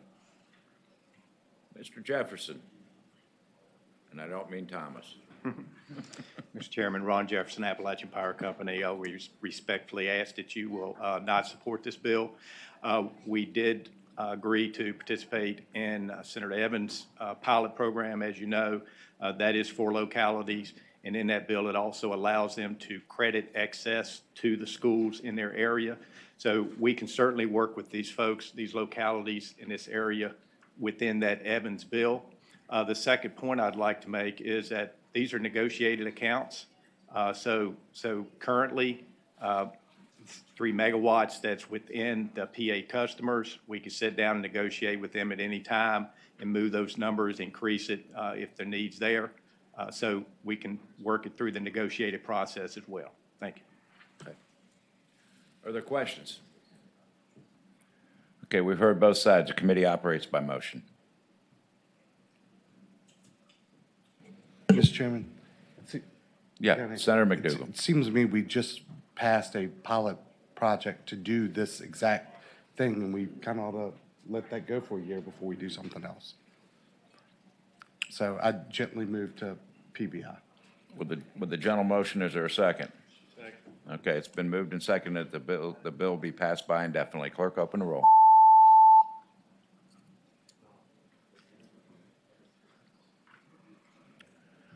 Okay, thank you. 13 ayes, 0 nays. Okay, thanks. Senator Deeds, while you're up, do you have another bill? No, that's it. Okay, thanks. Thank you. Senator McClellan. Good afternoon. I have two. Do you care which one I do first? No. All right, I'll do Senate Bill 1460. This one lifts the cap for the power purchase agreement pilot programs from 50 megawatts to 150 megawatts in the Dominion service territory, and from 7 megawatts to 21 megawatts in the APCO territory. You probably remember back in 2014 or 2013, we established a third-party PPA pilot program under which energy consumers, mainly local governments and small businesses, could contract with a developer of a renewable energy system. The developer would build the project on a customer's property and would be responsible for its operations, but we capped it.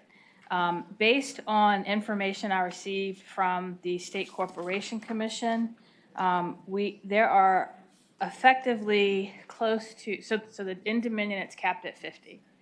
Based on projects that are in the queue right now, according to the State Corporation Commission's data, as of, I think, a couple weeks ago, if all of those projects are approved, we'd be at 13 megawatts. There are two companies right now who represent 85% of the solar market, Secure Futures and SunTribe, who have a couple of projects that they estimate each of these two projects would be about 20 megawatts, and so that immediately takes us, if all of the 13 that are currently in the queue are approved, we'd be at the cap with just, we would not be able to do both of these projects that are coming in. And so given that this pilot has proved to be popular and we could be at the cap within the year, this bill just expands the cap. Okay, are there questions for the patron? Hearing none, are there those that wish to speak in favor of the bill? Yes, sir. Mr. Chairman, Harry Godfrey, Virginia Advanced Energy Economy. We represent a number of the solar companies that are engaged in this industry, including Secure Futures and SunTribe. We're here today in support of the legislation. I want to emphasize three critical elements of this legislation.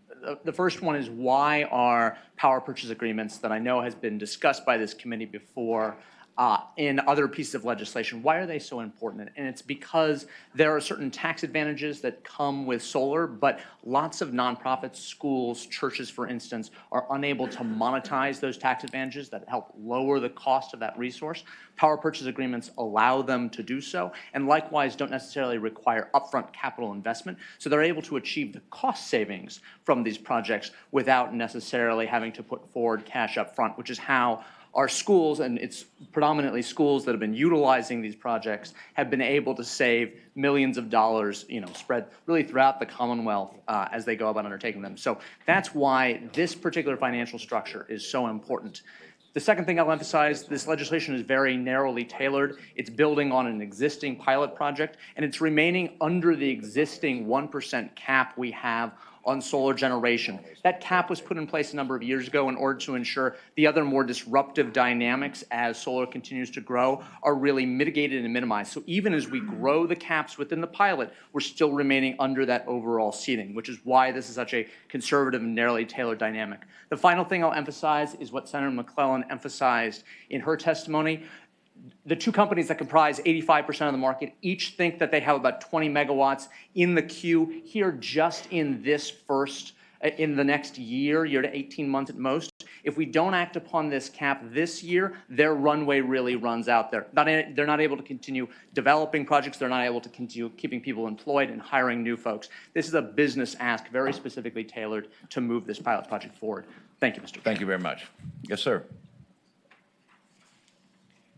Thank you. Mr. Chairman, members of the committee, Aaron Such, Solar United Neighbors of Virginia. We represent a constituency of solar owners who believe that distributed rooftop solar is the best way to create jobs, build resilient energy into the grid, and give consumers energy choice and freedom. It was mentioned earlier in the committee about the space requirements required for building out solar. Well, almost all PPA or third-party power purchase agreements are on rooftops, already built environments, an efficient use of space. Additionally, this gives options for innovative third-party financing for schools and municipalities to take advantage of it. Anything capping solar really is a cap on jobs, and not allowing third-party power purchase agreements is a monopoly utility, putting customer service or putting customer options or limiting them. So for that reason, we ask you to support the bill. Okay, thank you. Okay, since time has expired, just name and who you represent, and obviously support the bill.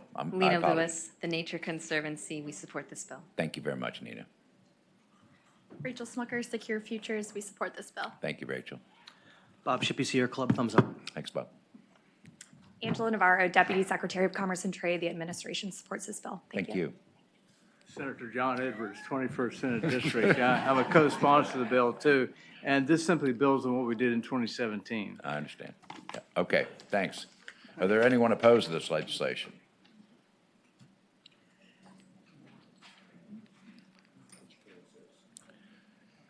Mr. Chairman, John Rust for Dominion.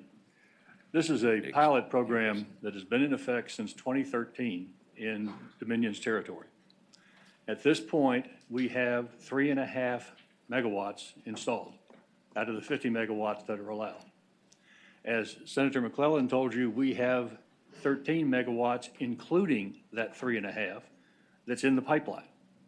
We don't have any 20 megawatt projects in the pipeline, and the project expires, the pilot expires in 2022.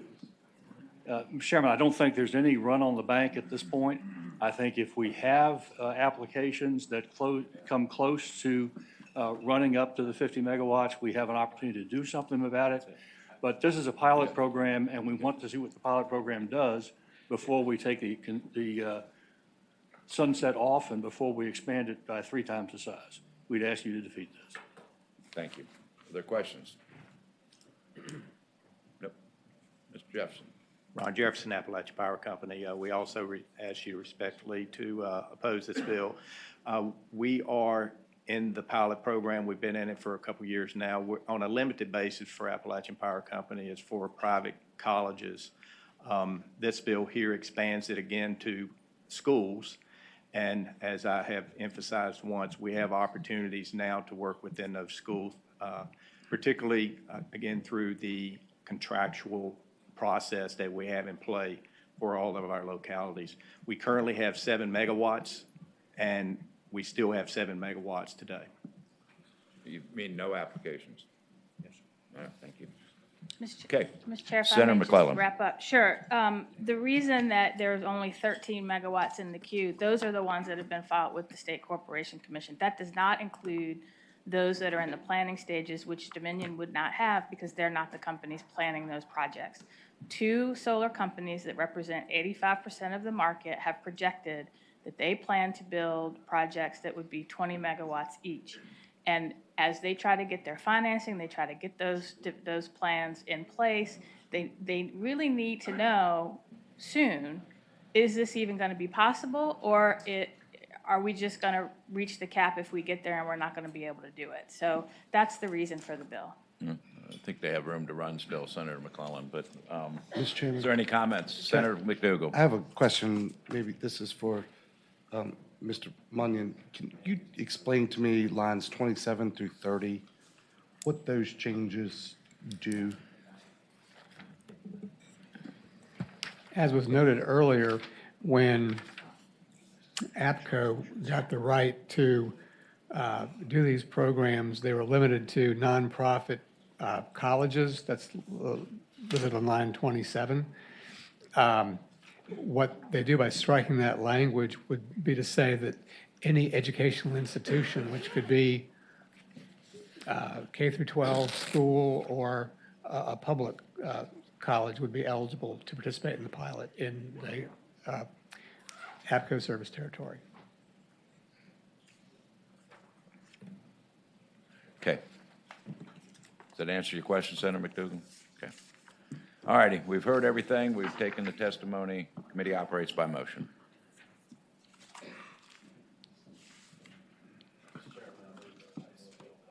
It's been moved and seconded that the bill be passed by indefinitely. Clerk, open the rolls.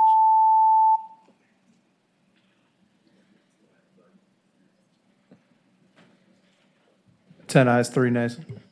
Thank you, Senator McClellan. Do you have another one? I do, yes. 1456 is a bill that would remove some of the barriers and restrictions on the ability of local governments, residents, and businesses to install solar installations for their own use. Part of what brought me to focus, to agree to bring this bill, I have my best friend who is born and raised in Virginia, spent some time living in Massachusetts, and then moved back to Virginia and rebuilt a house from scratch in Charlottesville, was looking to have solar installed, and came to me and said, you know, the barriers in place in Virginia law that just would allow me to have a house that is all solar were a surprise to her. And so that caused me to work with the Sierra Club, looking at what are some of those barriers to solar and can we get rid of them. So what the bill does is a number of things. It would allow local government entities to install solar installations up to 5 megawatts on government-owned property and use the electricity for schools or other government-owned buildings located on nearby property, even if they're not contiguous. Second, it would clarify that third-party financing using power purchase agreements is legal statewide for all customer classes.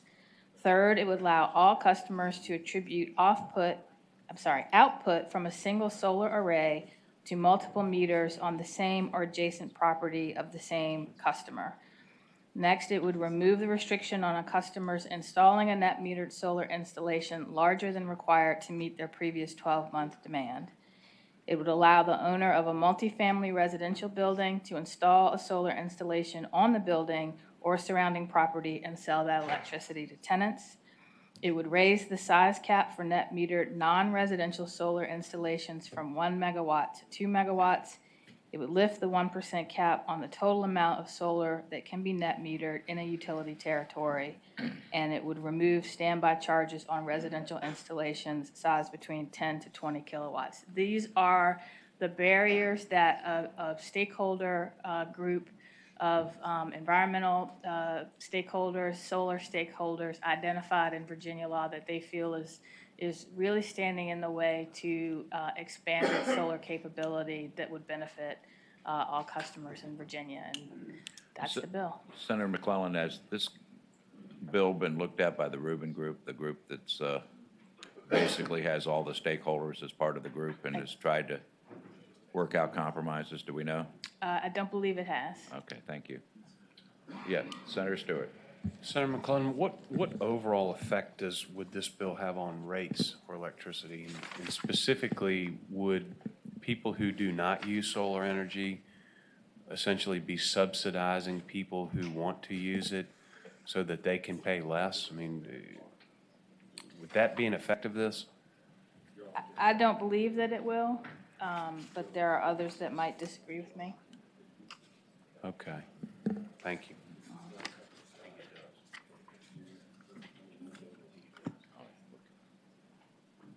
Okay, thank you. All right, let's hear from the proponents. Mr. Chairman, members of the committee, my name is Bob Shippey, volunteer with Sierra Club. Thank Senator McClellan for carrying this bill. SB 1456 is a regulation-cutting, job-creating bill with a tax-saving sweetener. Basically, all 1456 does is take away the 8 unnecessary, unwanted restrictions the Senator referenced that are in the code today. They thwart the growth of the solar industry.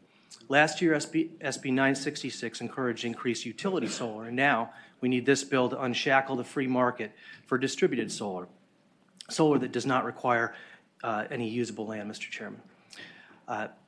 These restrictions being removed will unlock a massive job creation opportunity that the Solar Foundation, a nonpartisan organization with expertise in this field, says would create 50,500 jobs in Virginia if we just get to a 10% solar share. Using a more conservative number of 40,000 jobs, that's 1,000 new jobs for each one of your districts. And I think we do a lot from an elected official perspective to attract 1,000 new well-paying, non-outsourceable jobs to your districts. But here all you need to do is pass the bill and the free market will do it by itself. Where do the tax savings come from? We've talked about power purchase agreements already today. Many of these restrictions that the bill addresses relate to PPAs. You know, I think that you've got limits on each project. You've got a limit on the aggregate projects. You've got this 1% net metering cap. All of these things are addressed by the bill. And as one example, there's a Northern Virginia solar landfill project that would save taxpayers almost $5 million just from one project. You do the math, there's a huge opportunity in each of your districts. Mr. Chairman, you have a landfill in Virginia Beach that the DOE has determined is a prime site. Senator Dance, you have 3. You've all got them. That is $100 million or more tax savings if you do the math. Only this bill really unleashes the economic benefits of solar, and I encourage you to report it out and then brag to your political constituents in the campaign since they all support it. Thank you. Thank you, Bob.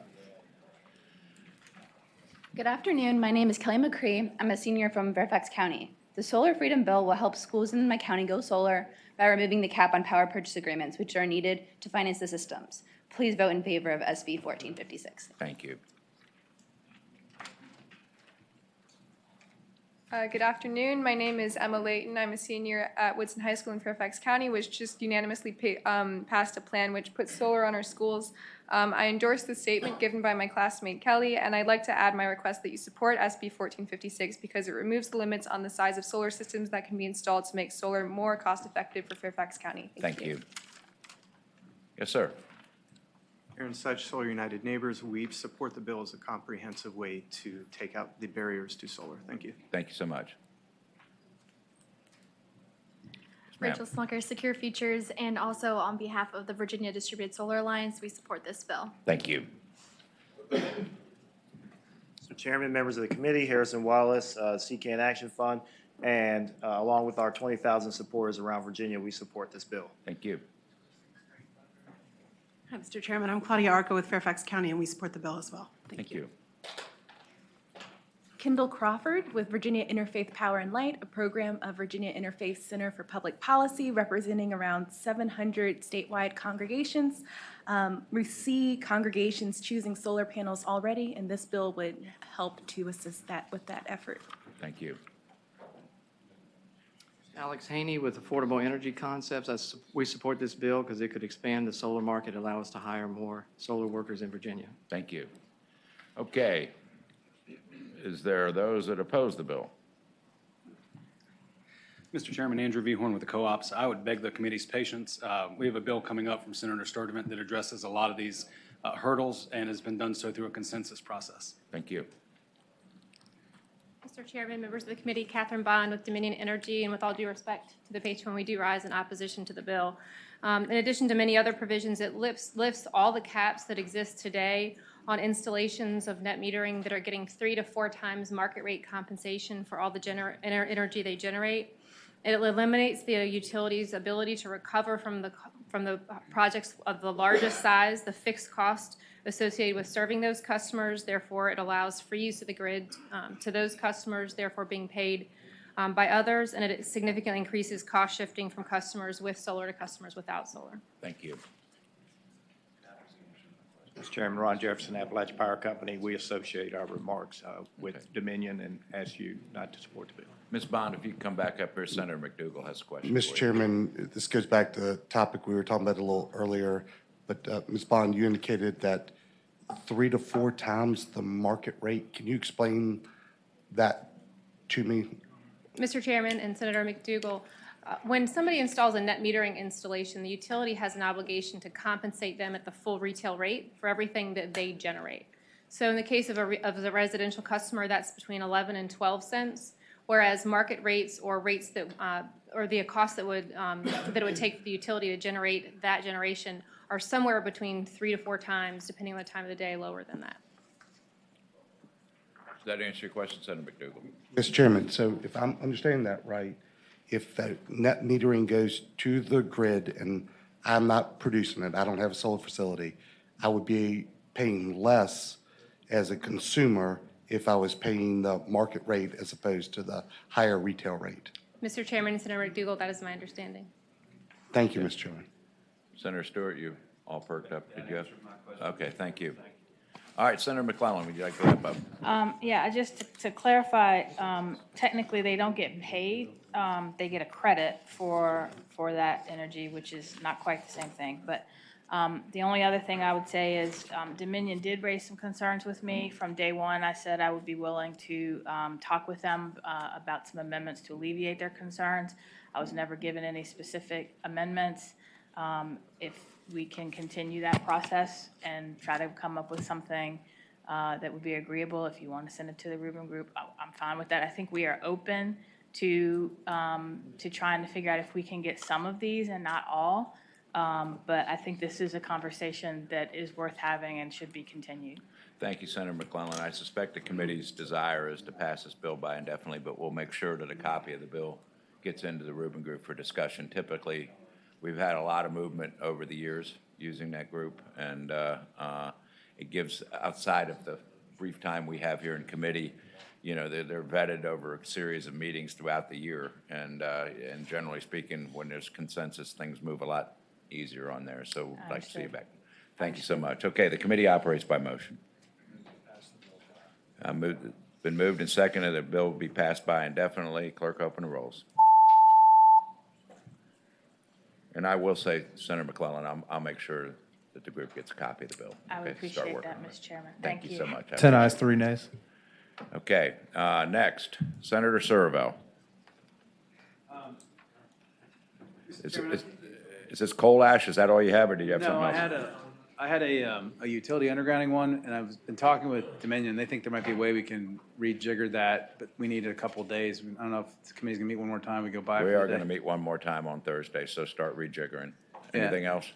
Coal ash, just coal ash. We're going to do that last. Right. I got the bill. Got Okay. it. All right, thank you. Uh-huh. All right. So that bill will go by for the day. I also have a note from Senator Marston to strike Senate Bill 1566. Is there a motion? Been moved and seconded. That bill be stricken from the docket. So clerk, open the roll.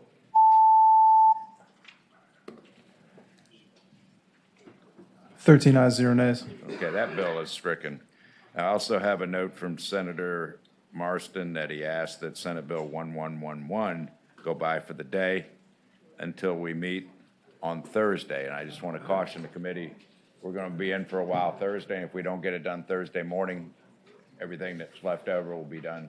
And that's for everybody in this audience Friday after we get out of session. So that's the schedule. Moving on, I have Senator Carrico.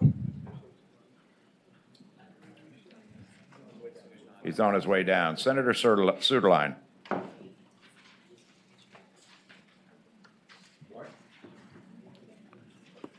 You have Senate Bill 1584.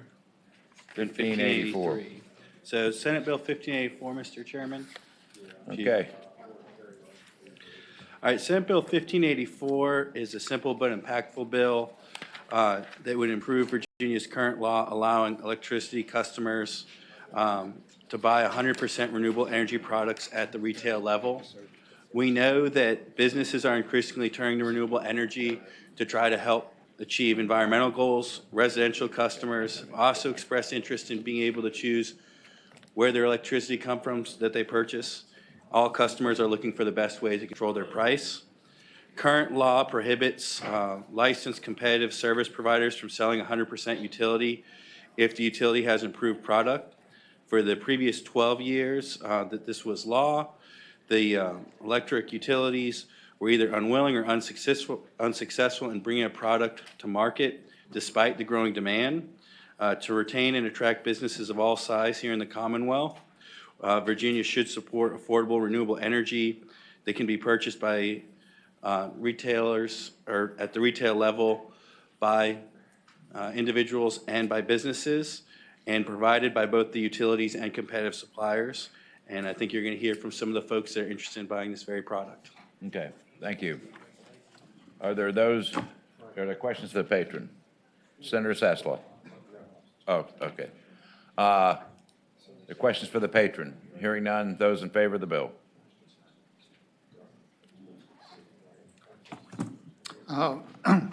Mr. Chairman and members of the committee, my name is Guy Chapman. I am the president of Collegiate Clean Energy.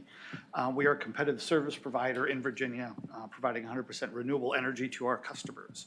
Collegiate Clean Energy is owned by Ingenco. It's a Richmond-based company that generates baseload renewable electricity from landfill gas. We have 14 facilities across the Commonwealth, starting from Virginia Beach, King and Queen, Henrico, Brunswick, Amelia, all the way as far as Bristol and Dublin, Virginia. We directly employ 85 people in the Commonwealth Plus contract staff during construction and maintenance. And this technology represents innovation and technology which was invented in, is fabricated in and operated in the Commonwealth. We've served our Virginia Bay customers from January of 2014 on, and those revenues allow us to continue to develop renewable generation in the Commonwealth. Thank you. Okay, thank you. Thank you, Mr. Chairman. Brian Smith with WGL Energy. We're a retail supplier of electricity and natural gas. We already have thousands of customers in Virginia on the natural gas side, have zero on the electric side. We're licensed to sell electricity in the state, and this bill would allow us to begin offering products that both businesses and households want. So with that, I ask you to support the bill. Thank you. Mr. Chairman, Harry Godfrey, Virginia Advanced Energy Economy. Amongst the companies we represent are a set of large Fortune 500 companies that have sustainability goals, meeting those goals in the most cost-competitive manner possible, whether it is generating power for a data center, a headquarters, or a satellite office, is of critical importance when they make business decisions about where they're going to locate next, which is why I believe each member of the committee would have received this sign-on letter from a number of our businesses and others talking about why we support this legislation. Thank you. Do you want to name the companies? Amongst the companies listed on that were Microsoft, IKEA, and Target. Thank you. Yes, ma'am. Mr. Chairman, members of the committee, Angela Navarro, Deputy Secretary of Commerce and Trade, the administration supports this bill. Thank you. Angela. Hello, Mr. Chairman and committee members. I'm Ron Cerniglia, Director of Corporate Regulatory Affairs for Direct Energy. We've operated in the Commonwealth of Virginia for over 10 years, serving natural gas to hospitals and other manufacturing facilities. We're active in the electricity market now. Wanted to make a couple of quick points. Utilities will not be harmed. If this bill passes, customers will remain customers of the utilities for delivery service, so the reliability will stay the same. Customer service will stay the same. In addition to that, this bill will preserve rather than close the door on your constituents' options for renewable energy. And Chairman Wagner, you mentioned the bill you passed last year with the 5,500 megawatts. Passage of this bill will help complement and facilitate the utilization of that 5,500 megawatts. Thank you. Thank you. Yeah, Bob. Bob Shippey, Sierra, we support the bill. Thank you. Mr. Chairman, Christopher West, Conservatives for Clean Energy. We support this bill. Okay, thank you. All right, there are those opposed to the bill. Mr. Chairman, Ron Jefferson, Appalachian Power Company. We can celebrate with you today that Appalachian Power just got approved their 100% renewable tariff by the Commission January the 7th. We are looking forward to marketing that. You just heard someone mention that there's a lot of companies out there that are interested in 100% renewable. We now have a tariff that we will be able to offer and to promote economic development in our service territory. This will be open to every one of our customers. So we like the opportunity to put this out there, let our customers take advantage of it. The way we went about doing it is Appalachian Power, we've been investing in renewables. We have wind, we have water, and we have some pump storage. We have, which qualifies some, and we also have some solar. We have an RFP out there now for 200 megawatts of solar to be located here in the Commonwealth. So we respectfully ask that you not support the bill. Thank you.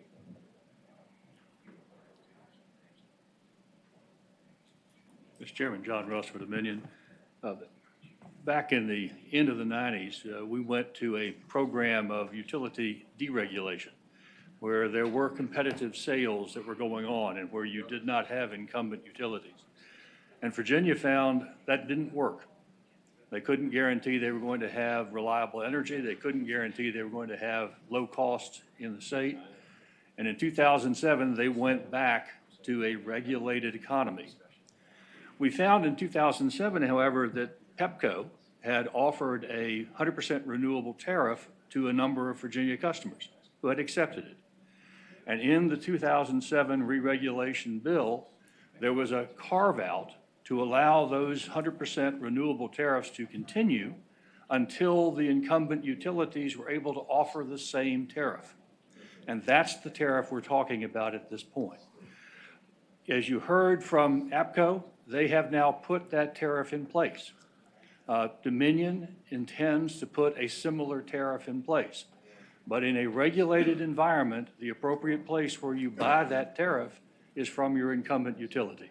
And I think if you look at the success with Amazon, with Facebook, with Google, Dominion knows how to serve those who are looking for those types of resources.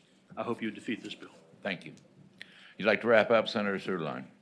Yeah, thank you, Mr. Chairman. So what you just heard was multiple companies that would like to offer the product. You heard from companies that would like to consider buying that product from others. And then you heard the two companies that are protected by the existing law from competition oppose any new entrants to the competition in the marketplace. I would suggest when Senator Stewart asked earlier about $1 billion being put on the ratepayer's head, Dominion has not been able to achieve it in over a decade, and they're now asking for, more subsidies for them that put on by the General Assembly on the ratepayers in the same way that they are also going to ask for coal ash that they've done for decades. So I think that this bill is a good open market bill and will allow us to have competition. Senator Suderline, I've been fortunate or unfortunate to have been around here for a long time and followed the deregulation debate as we had a rate freeze put into place while we went down deregulation, and watched what happened to our neighboring states, Maryland and Pennsylvania, who, because of deregulation and going down that road, enjoy significantly higher rates than what Virginia did. In fact, the shock wave in Maryland was so high, I believe it was Senator Sashlo, 25% increase once the deregulation went into place.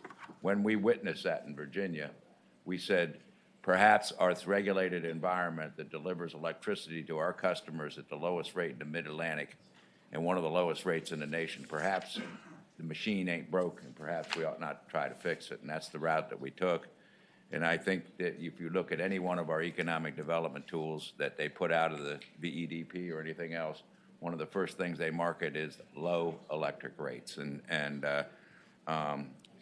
Maryland can't share that. Pennsylvania can't share that. The states that have gone down the road of deregulation, none of them can share that. In fact, I believe there was a referendum of the people in Nevada just last year where the people had the opportunity to vote on whether they wanted to go to a full competition or enjoy the regulated environment they had already. And by an overwhelming vote, once the people had the knowledge, they voted to stay regulated in Nevada. So that's the history lesson of it. But I think we've heard from both sides, and a committee operates by motion.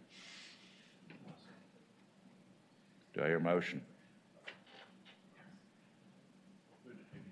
Yeah. Second. What was the motion? PBI. Okay, it's been moved and seconded that the bill be PBI. Clerk, open the rolls.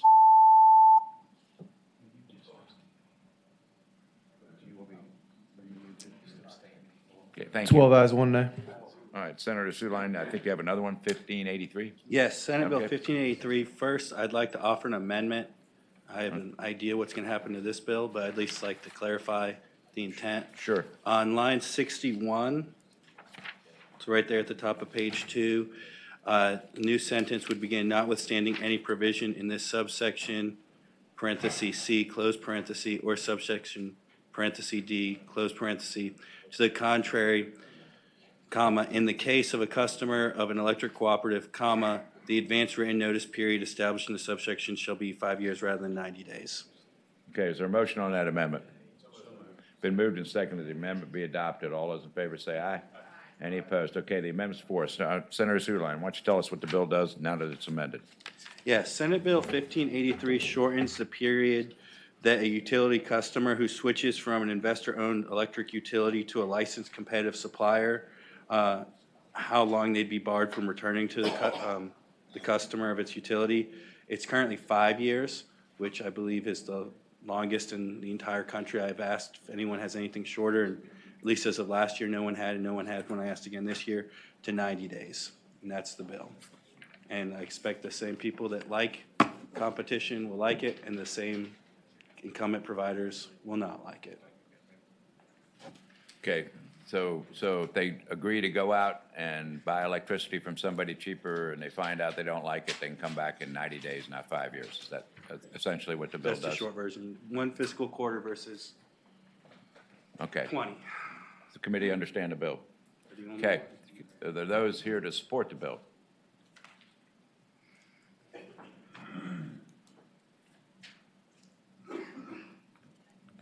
Mr. Chairman, Harrison Godfrey, Virginia Advanced Energy Economy. For all the reasons stated previously on the prior bill, we likewise support this. We believe it creates market fluidity and transparency in that process. Mr. Chairman, Bob Shippey, Sierra Club endorses this plan. Other states are generally around 60 days, so 90 seems fair. Mr. Chairman, Brian Smith with WGL Energy, and we support this bill. Mr. Chairman, Guy Rolling, representing Google, we support the bill. Thank you. Okay, any opposed to the bill?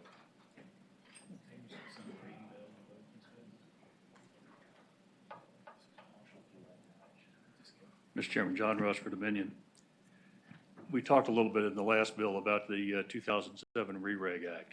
And if you'll recall, in the Re-Regulation Act, we made a determination that Virginia was going to provide the kind of generation that was going to be required so we had control over our rates and we were able to serve our customers.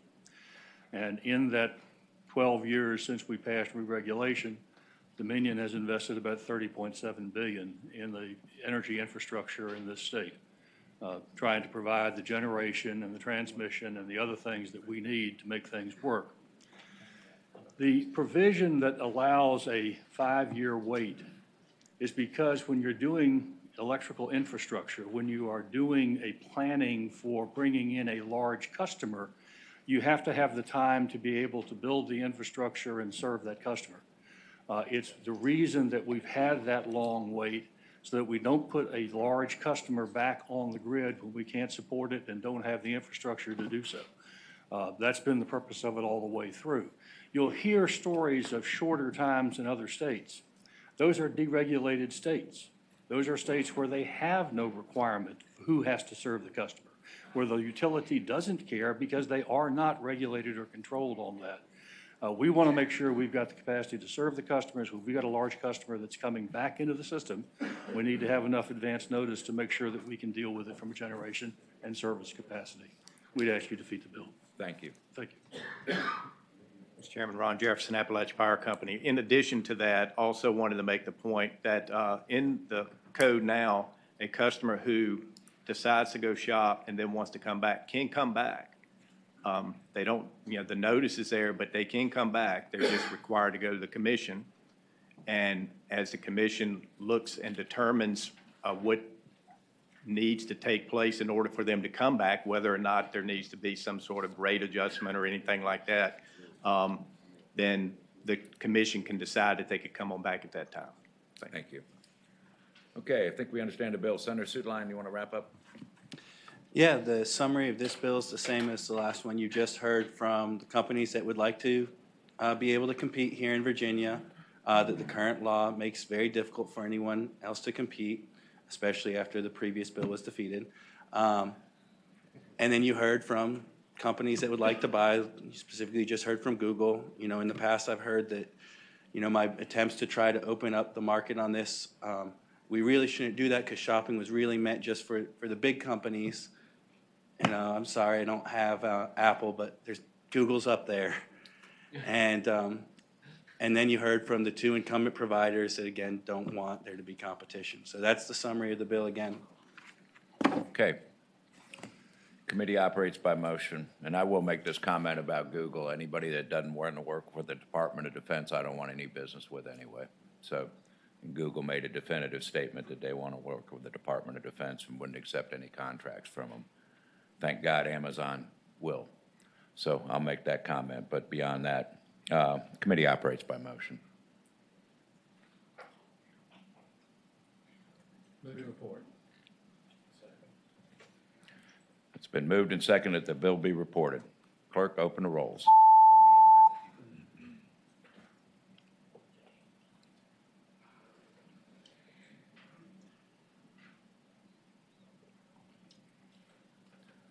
Okay, the bill 2 fails. ayes, 11 nays. Bill fails to report. I beat the spread. Thank you. Okay, Senator Carrico. That's the last, Senator Carrico is the last patron that's not on the committee. I'll try to make it quick. The 1711, I've been working with the stakeholders. We're trying to work this situation out with the crossings and the broadband providers, and just ask for that to go by until your next meeting to see what we can negotiate with the problem. The other one, Mr. Chairman, 1513 is the one that we were talking about last week. We took it by. It was my impression that this was under litigation from the information I'd received from the constituent that had asked me to put it in. This is dealing with the agriculture lemon law. On 1513, Senator Carrico, would you like to strike the bill or would you like the committee to strike it for you? No, actually, it's not in litigation. It's not in litigation. It's all right. not. Well, I well, thought it was. There was okay. another case that. All right, well, let's hear which So one you want it's to do a- first? It's a pretty, You want to do 15, 13. Okay. It's a pretty simple fix. Basically, it strikes earlier and adds later date, basically to prevent a piece of equipment, a tractor, whatever, that would have a 3-year warranty that makes it useless if they deliver it, and and the warranty is run out. This would give it clear meaning as that after it was delivered, that it would still be intact. So basically, if I understand the bill, Senator Carrico, you're adding farm machinery to the lemon law that we currently have for And automobiles. no, actually, it doesn't add, from my knowledge, anything to the lemon law. It just changes the way that the warranties are. Okay. Mr. Chairman? Senator McDougal. So actually, this is only determining what date the current law is applied from. The warranty applied, yes. It doesn't change the warranty at all, just the date. Right. Timeframe. Okay. Is there anyone here to speak in favor of the bill? Is there anyone here to speak in opposition to the bill? I think, she thinks my tractor's sexy, okay? He don't think his was because it didn't get fixed. All right, the committee operates by motion. Move to report seconded. Clerk, open the rolls.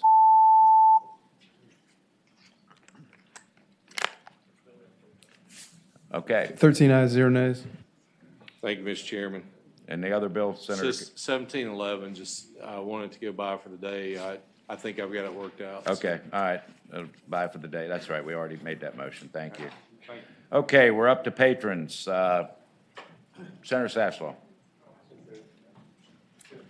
Mr. Chairman, I'd ask that 1266 go by to the next meeting, and we take up just 1290. Okay, 1290. 1266 by. Okay, bye for the day. Okay. And Senate Bill 1290. What this just, essentially what this says is that if you got an open-end credit plan, as described in 6.2-300, and between the seller, or the lender, whether or not the seller or lender has a physical location in Virginia, if they're dealing here with a Virginia resident, they'll be governed by federal law and by the laws of the Commonwealth. I don't see what the big deal is. It seems to me that if you're dealing with somebody in this state, it ought to be governed by the laws and not by the laws of another state. And this is to address the issue of internet. Right, more or less. Internet Yeah. lenders, okay. All right. I think the committee understands the bill. Is there anyone here to speak in favor of the bill?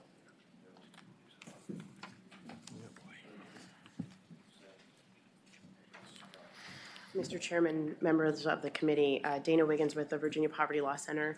We think this is a common sense measure because it pertains to consumer contracts only, and this is the only statute for consumer contracts where there is an exception so that they can use another state's law.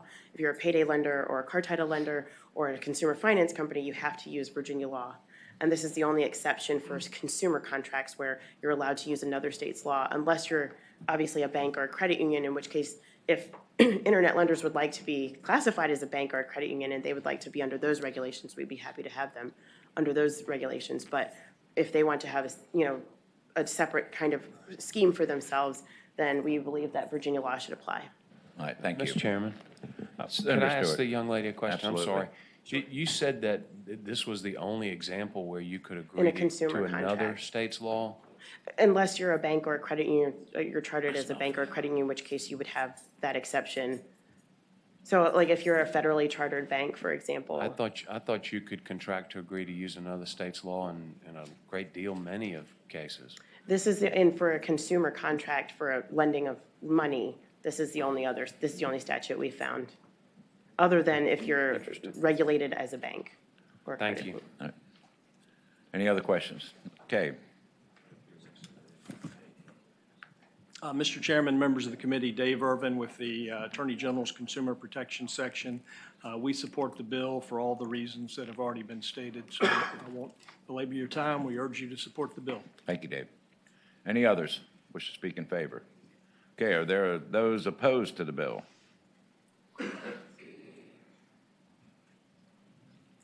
Mr. Chairman, members of the committee, Robert Parada here for Check into Cash. While we don't oppose the adding of the out-of-state lenders, we do oppose the last section there on line 15 that is deleted from there. It says, unless otherwise expressly agreed in writing by the parties. That, in effect, allows us to enter into agreements with consumers that go above the 36% APR. And that goes to the heart of our business model.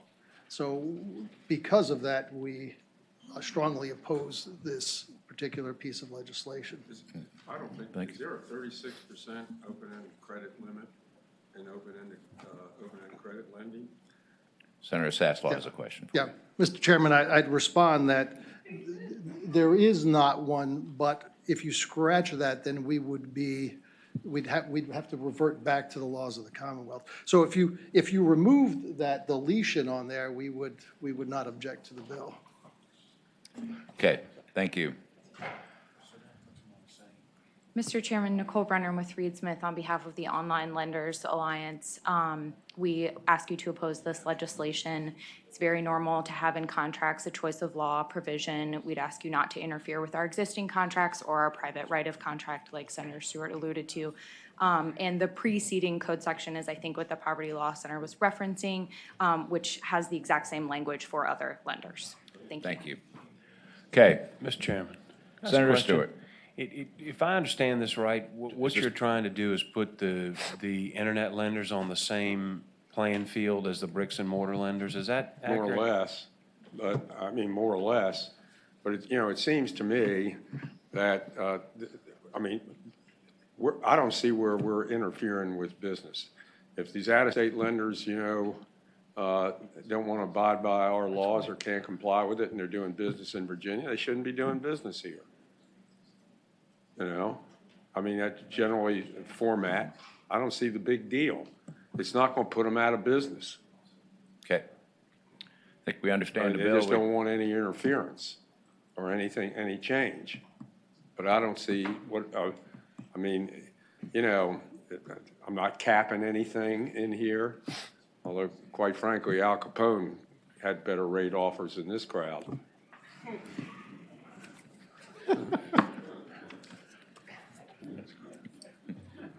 Had a better collection method too, but. Oh, yeah. No doubt about that. You didn't want to miss a payment. All right. We've heard from both sides. The committee operates by motion.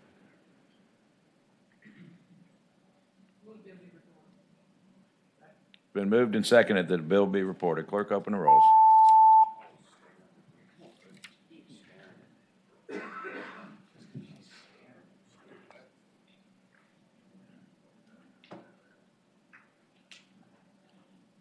Five ayes, 7 nays, 1 abstention. Okay. Bill fails report. Thank you, Senator Sasslaw. That takes care of Senator Sasslaw. Next on the list is Senator Newman.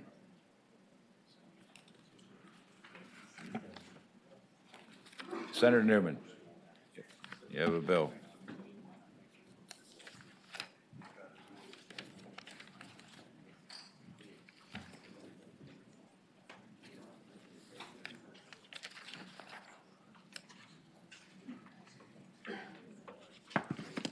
Yes. Mr. Chairman, there's an amendment in nature of a substitute. Okay. There's a motion on the substitute been moved and seconded that Senate Bill 1346 Amendment nature substitute be adopted. All those in favor say aye. Aye. Any opposed? Okay, the substitute's before us. Mr. Chairman, this bill relates to the co-ops and some of their rates. This bill in the substitute, you will notice, is quite different than the original bill. The original bill was much more complex, and actually implementing it became very difficult. We've removed now all the language about rate adjustment authority for the co-ops and focused only on streamlining certain procedures for the commission and the Virginia electrical co-ops. The bill now only has really two key parts. First, it allows the cooperatives that are responsible for their own power supply, like Craig Botetourt and the others that are out there, to have or to petition to the SEC for a generation rate adjustment clause or a GRAC. Currently, these cooperatives have no way to recover the cost building or buying generation outside the general rate base. Mr. Chairman, this would be a full commission procedure, so this is not getting around the commission. I have spoken with the SEC about this. They can tell you what they think, but this, I think, takes out any of the concerns that they had before. This provision merely creates an avenue for those co-ops to go to the commission. Second, Mr. Chairman, this bill allows for a streamlined adoption of a voluntary programs that have already been approved by the SEC. This, you may have heard as a piggybacking provision, allows co-ops with an administrative filing to adopt programs that are voluntary to their membership, like the prepaid bill program. Mr. Chairman, as you know, the co-ops are not-for-profit, community-owned organizations. They are consistently trying to find the most efficient way to provide power. I think we've taken out all the items that were concerned. And, Mr. Chairman, I don't know of anyone that is currently opposed to the legislation. Okay. All right. Andrew. Mr. Chairman, Andrew V. Horn on behalf of the electric co-ops. This is a cost-saving bill for our members. I know it's late. I don't want to take the committee's time. I'm happy to answer any questions, but obviously we support the bill. Okay. Is there anyone opposed to this legislation? Been moved and that the bill be reported. Clerk, open the rolls.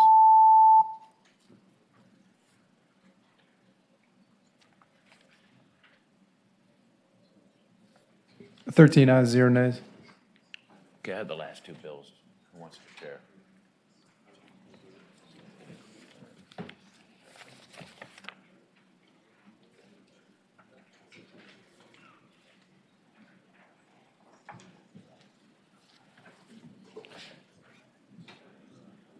Senator Wagner.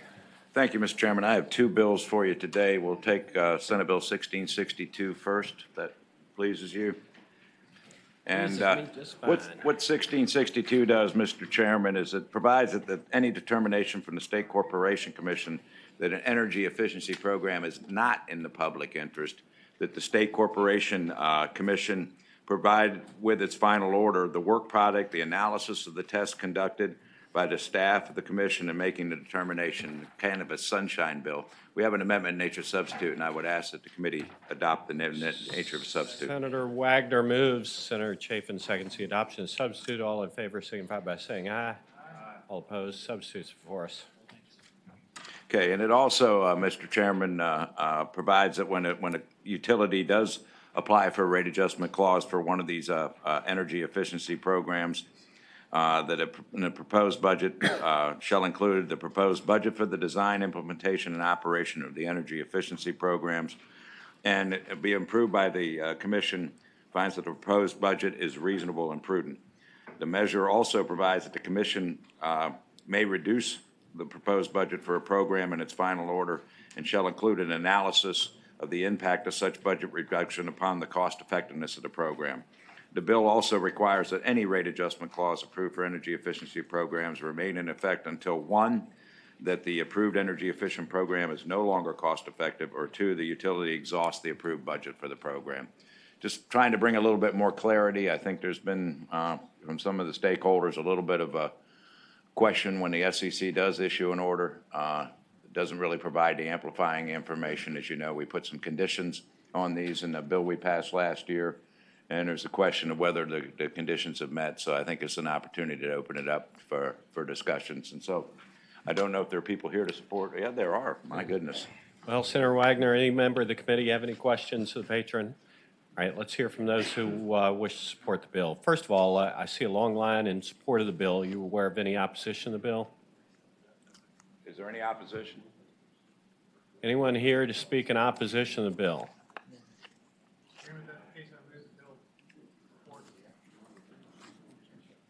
It's dinner time. I would recommend you sit down. You got a bill. All right, there is a motion to report the bill. A couple of wins today, guys, so. Is there a second? All right. Motion has been made, properly seconded. The roll is open.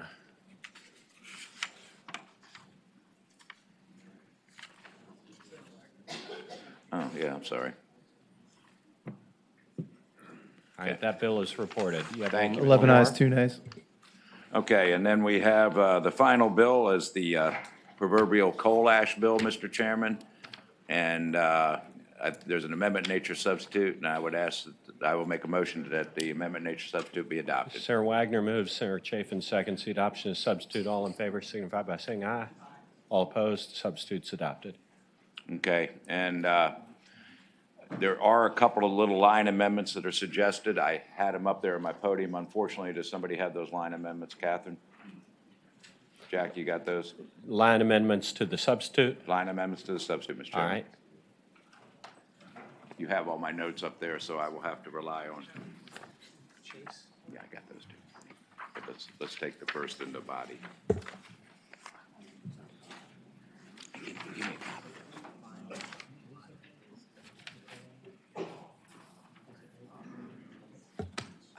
I don't know the answer to that question.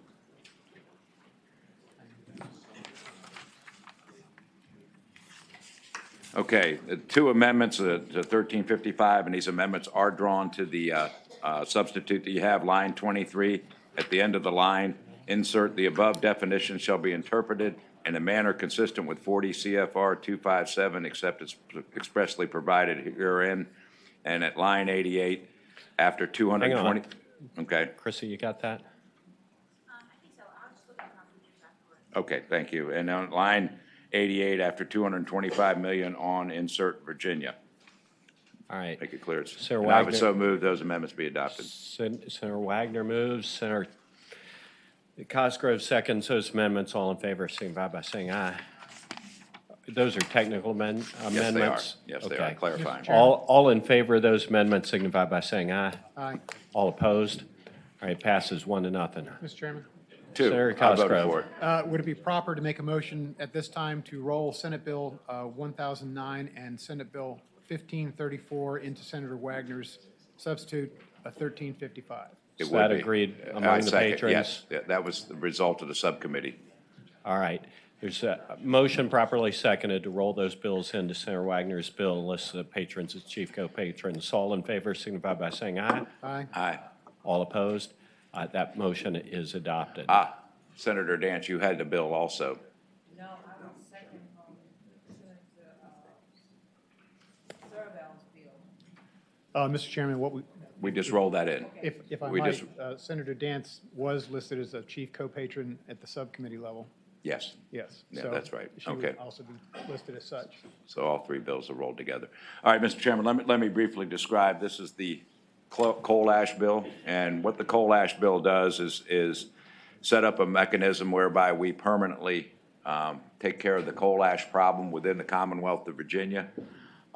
There are 4 sites involved. One is Possum Point up in Prince William County. One is Brimo, or however you pronounce it, in Fluvanna County. One is in Chesterfield, which is the only operating coal plant that's subject to this legislation. And then the final one is in Chesapeake on the Elizabeth River in the city of Chesapeake. This bill calls for, basically on the 3 sites, Fluvanna, Possum Point, and Brimo, establishment of landfills that meet municipal waste solid regulations for landfills. That would be a double-line landfill with permanent monitors underneath, clay bed between the 2 landfills that will safely allow the transfer of the coal ash that's existing in these ponds to a landfill and allow for complete closure, clean closure of the existing coal ash ponds. In the case of Chesapeake, because of the physical constraints of that property and the low water level associated with our neck of the woods, that Coal will be transported, part of it will be recycled, significant portion will be recycled, the remainder will be transported to an existing landfill. That particular site is not in a residential neighborhood, nor do the trucks have to pass through a residential neighborhood to get to the landfill. And so in terms of transportation, that's a significant one. There are significant guidelines about preparing transportation plans. If there is transport required for many of these landfills, I don't see where that's going to be an issue other than within the city of Chesapeake, where the plans are to do that. The bill does require that 6.8 million tons of the coal ash be recycled. And that at a minimum of 2 of the plants. Obviously, one of them will be Chesapeake and the other one will be that makes the most common sense. It could be all 3. There's certainly no limitation to whatever that goes on. The estimated cost to this, to the ratepayers over the life of the program will be somewhere around between $2 and $3 billion. That because there's certain provisions in here that no more than $225 million will be applied in a year. There is a provision, so if it does exceed $225 million in a given year, that'll be rolled over and kind of amalgamated over 3 years so that the $225 million cap is kept. There appropriate language for rate adjustment clauses for that, and I believe that basically sums up the bill. I want to thank Senator Chafin, who ran the subcommittee and did that. This is a composite of several bills that we put together, and I think Senator Survell would like to add a few comments. Yes. Senator Stewart. Senator Stewart. Senator Wagner, thank you for all your work on this, something a lot of us have worked on. I just had one question. I want to make sure I understand it. Certainly. The cost to do this, I know it can be recovered in a rate adjustment clause with the cap of $225 million a year, and how you explained all that. But is the recovery limited to just the cost of disposing? Is there a margin above that? It's the cost of actually moving the operational cost of moving the coal ash or recycling the coal ash is strictly cost recovery. The capital investment involved with making the landfills would be treated like any other capital investment that a utility makes, and it would allow for rate recovery and a profit on the landfills because they have to go out to the credit market and borrow that money. Do we know what that is? My understanding is that's $1 billion of the $2 to $3 billion cost. The rest is that. And I don't believe I'm off on those numbers. It's less than $1 billion. Okay, it's less than $1 billion of the capital costs that involved in that. The majority, the vast, over 2/3 of the cost is involved physically in moving that, and that will be billed to the customer at cost, not to exceed $225 million a year. Okay. All right. Going to yield to Senator Survell. Absolutely. Any other questions of Senator Wagner? Mr. Chairman, I'd just like to make Senator Cosgrove. a couple of observations. I'd like to, first off, compliment all of the patrons working so hard on this bill. That Chesapeake site is right adjacent to my district on the Elizabeth River. The good thing about that particular site, and all of that ash is going to be removed. None of that's going to be taken to an adjacent landfill. But what's important to note on that particular site is that rail, barge, and road are available. Again, none of it going through a residential neighborhood. The other thing, when I mentioned this online the other day, I got a fairly nasty and, just a nasty response about Dominion and us and everybody else. I just want to make sure everybody understands that this coal ash was, according to the EPA and the DEQ for years, an inert substance that had no toxicity, no danger whatsoever. Well, that changed later on in the game, and basically Dominion and all the rest of them have stepped up and worked together to remove this substance from these landfills. And I just want to thank Senator Wagner and the other patrons for putting this together, because it really is a win for the Commonwealth. And Thanks, Mr. Chairman, I might have misspoke a little bit. It doesn't mandate landfills, but the practical matter is it can't because of a series of local government approvals and those types of things, as previously we discussed on some solar projects. But it would be the intent that those landfills be provided in there. But there is language. Should some element change and the landfill is impossible to build on that site, there are significant local government input if in fact it needs to be trucked. There may be some environmental reasons why the landfills just cannot be co-located there, but I can assure you that it's the intent of the utility to build landfills Right. there as the lowest cost option. Senator Serval? Yeah, I'll just add a couple of things. First of all, with regard to Senator Stewart's question, the way I like to think of this, and actually relative to also what Senator Cosgrove just said, is that coal is a byproduct of producing electricity, just like nuclear waste. And if EPA changed the rules on nuclear waste, we'd have to change what we did, and ratepayers have to pay for that cost. So the reality of this problem from a cost recovery point of view is that we've never had a cost like this before. All the prior pollution control that has been mandated for like SO2, mercury, et cetera, involve large capital investments. This cost involves a ton of O&M, a ton of people picking up this stuff and driving in a truck and moving it. That's the vast bulk of the cost. That cost is a pass-through because it doesn't involve a capital investment. But the only capital investment on this will be landfills to the extent they're constructed, or possibly like railheads, if they have to sort of fix up their railheads so they can get this stuff on a train. So I think the vast majority of the money that's going to get spent is not going to be money that Dominion will earn a rate of return or a profit on, the vast majority of it. But there will be some. The landfill piece, Senator Wagner is correct. I believe under local zoning ordinances, they cannot construct any kind of landfills on any of these sites without getting local government approval first. And there will obviously be some kind of discussion about that between them and the local governments to figure that out. Senator Stewart. And I appreciate this, and I appreciate what Dominion has done in working with everybody to come up with this solution, and they did not do anything wrong.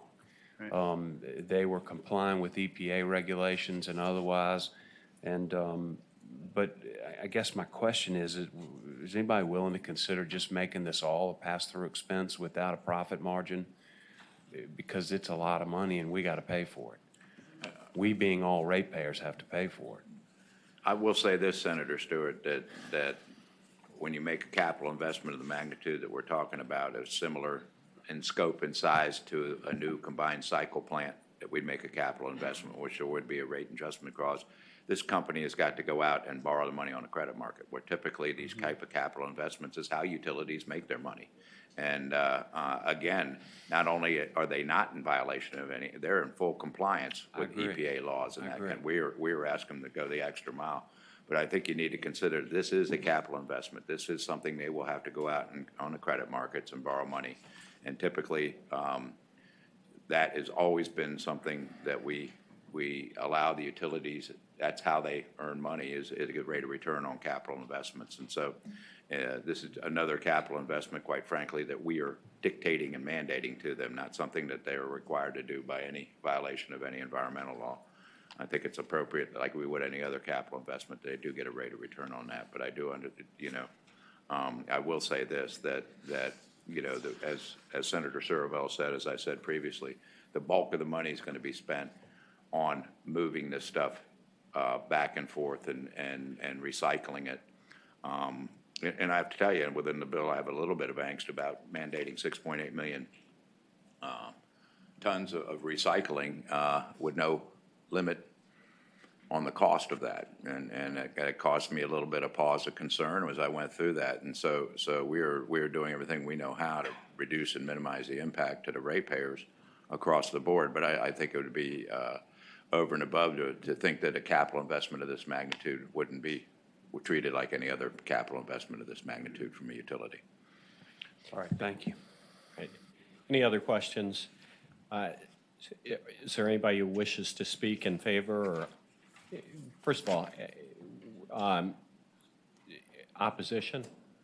Chairman, I have a request for amendment I'd like to explain. Are there those who are opposed to this? Here's an amendment. Mr. Chairman, I have an amendment. It's not opposing or not favoring. All right, spread up. Mr. Chairman, Dave Albo here with Williams Mullen representing my client in Capit. I have provided my idea to the chairman. I want to draw your attention to line 12. I think I can do this in short order. This is the line that talks about how the coal ash can be recycled, and it says a recycling process for encapsulated beneficial use. Encapsulated is where you take the coal ash and through a chemical process, you bind the coal ash and you make something like wallboard or concrete with it. Is this? Mr. Chairman, I don't Sir, think he has a substitute. Have you drawn it as a substitute? I'm okay with this amendment. I have looked it over, and I apologize for not presenting it in the original amendments. all right. So you have a substitute, Frank? Wait a minute, the other co-patron. This is just making it in compliance with all federal and state laws and regulations. There's about 4 people that need to look at that before. Okay, all right. We're not going to hold up this bill on this one. As it works its way through the process, we will take a look at this, but I think it's important we get this bill out of here right now. All right. All right. Sir, are there those who need to be heard? Mr. Chairman, I could answer a little bit of Senator Stewart's question. Senator Stewart, 2 things on capital investments. First, utility only earns on half of a capital investment roughly. You only earn on the equity portion of an investment. So if you had, for example, a $10 million investment, typically your capital structure required by the commissions, half debt, half equity. So you're only earning on half of that. But more to the point, if you look at the substitute at line 106, in order to approve a capital investment, the commission's got to find that relative to the other options you have, recognizing that this bill takes away the option of closure in place, but you've got options of hauling to a landfill, recycling, or building a landfill or some other type of capital structure. They need to find those costs are reasonable and prudent, including the rate of return. So in other words, within the now circumscribed list of options you have, 3 of the 4 options you would add under the EPA rule. If we were to propose a capital investment, we've got this pre-approval process that's set up in subsection I, where they've got to find that's the most reasonable and prudent way to go. All right.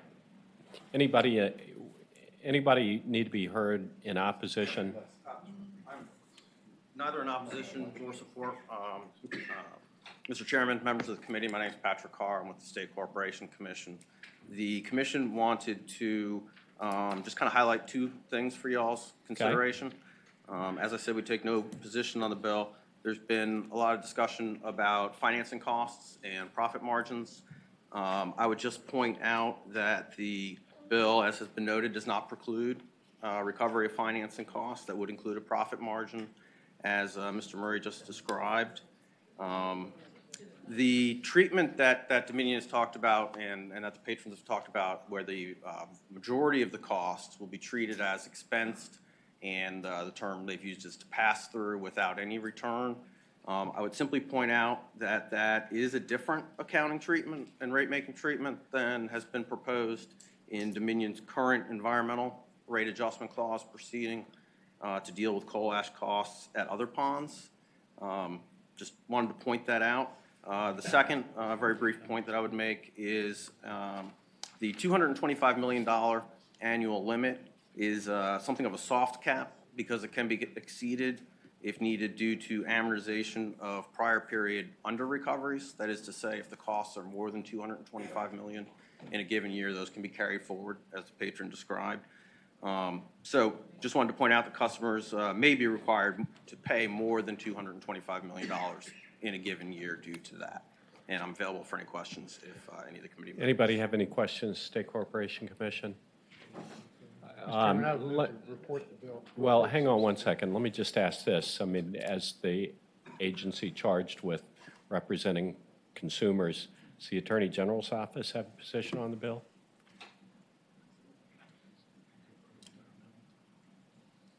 Are they here? I think he left. Who's stepping up for consumers? I think you are. Okay, loud silence. Mr. Chairman, if I could just say one thing, that we are going to deal with this problem, put it to bed. Right now, I think the cost approach, and maybe the State Corporation Commission, right now in their existing ponds, it's somewhere near $100 million a year just to treat the water and deal with the problems from these existing ponds. I'm not familiar with the exact number, but I'm getting a nod from Dominion that right now, think about this for a minute, the cost is $100 million a year just to treat the water, deal with it, monitor it, do all the monitoring at all these ponds. When we put this in and fully implement it, I mean, that cost is going to go on forever and All may right. increase. And ultimately, we may get a federal regulation that tells us we got to do what we're getting ready to do right now today.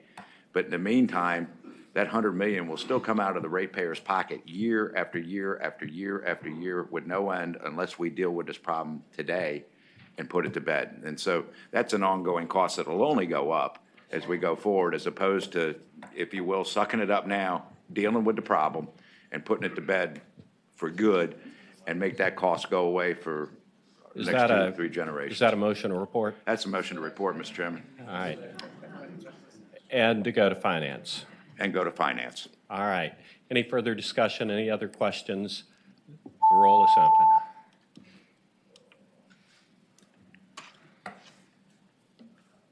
Twelve ayes, 0 nays, 1 abstention. Mr. Stewart likes to hear me speak on the floor, and so, again, I'm his seatmate, and he just can't wait to hear me Nice to be do on all this camera. again. So, and I think that completes the docket, Mr. Chairman. Oh, wait a minute, I'm sorry. Last bill. All right.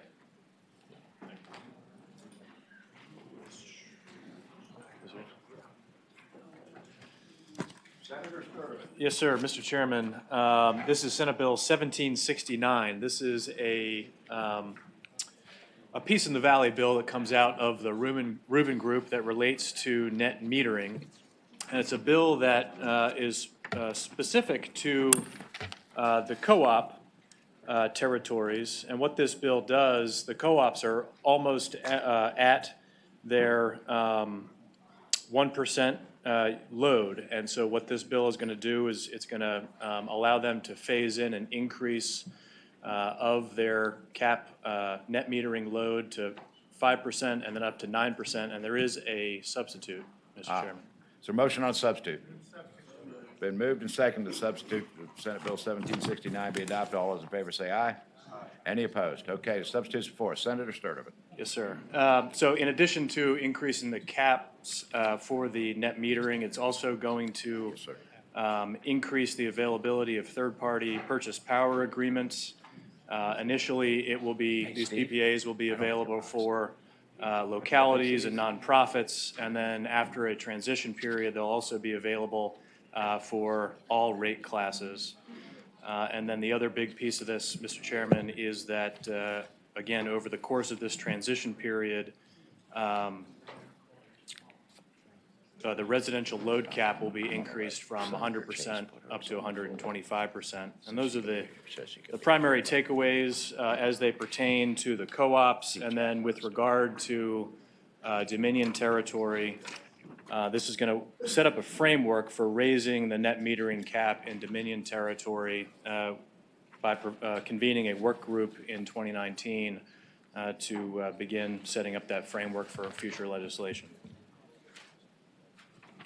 Okay, are there questions for the patron? Is there anyone opposed to this legislation? Chairman Bob Shippey. We're not opposed to the legislation. We like most of it, actually. I just would ask the patron to consider a change to the new demand charges that are going to be levied only on solar customers. There's no cap in the bill on these charges, so therefore customers will have no meaningful way to control their bill. So I would ask if there'd be any consideration for capping that at something reasonable like 10 or 15 bucks a month. Thank you. Okay. And all of y'all are opposed? Y'all for? Very quickly. Sorry. Carla Loebs, Segura Solar, the largest provider of rooftop solar in the state, 42% of the market. Thank you for having me, Mr. Chairman and distinguished members of the committee. We are 100% in support of the compromise reached on the co-op section of the bill. On the side of the working group established through this bill for the investor-owned utilities, there is one change that we ask and request, which is that the RFP to choose the stakeholder mediator is done through the SEC, paid for through the SEC. It's a very small change. All of the work would still be done by the groups and parties involved. Do you have an amendment prepared? I Is do there any not, written opinion? but It's a bad time to come up here at 6:30 in the evening and tell us you'd like, do you have a patron on the committee for that amendment? I do not. I have tried to work through the Rubin Group process and through my representatives, and somehow it still was not involved. So I just wanted to represent my company and our beliefs and thoughts. Okay, So, well, thank you very without much. a patron for the amendment or the patron itself of the bill. Thank you. Okay, the rest of you. You don't want to speak. That's good. Okay, no, go on. These are supported, Mr. Chairman. Everybody's in support? You're not in support? I am in support Solar United Neighbors. I just wanted to recognize that this is an excellent compromise piece of legislation. I would also like to second, although I don't have a patron for the amendment, that this stakeholder process as outlined for the IOUs really should be independently contracted and with a technical expert to facilitate.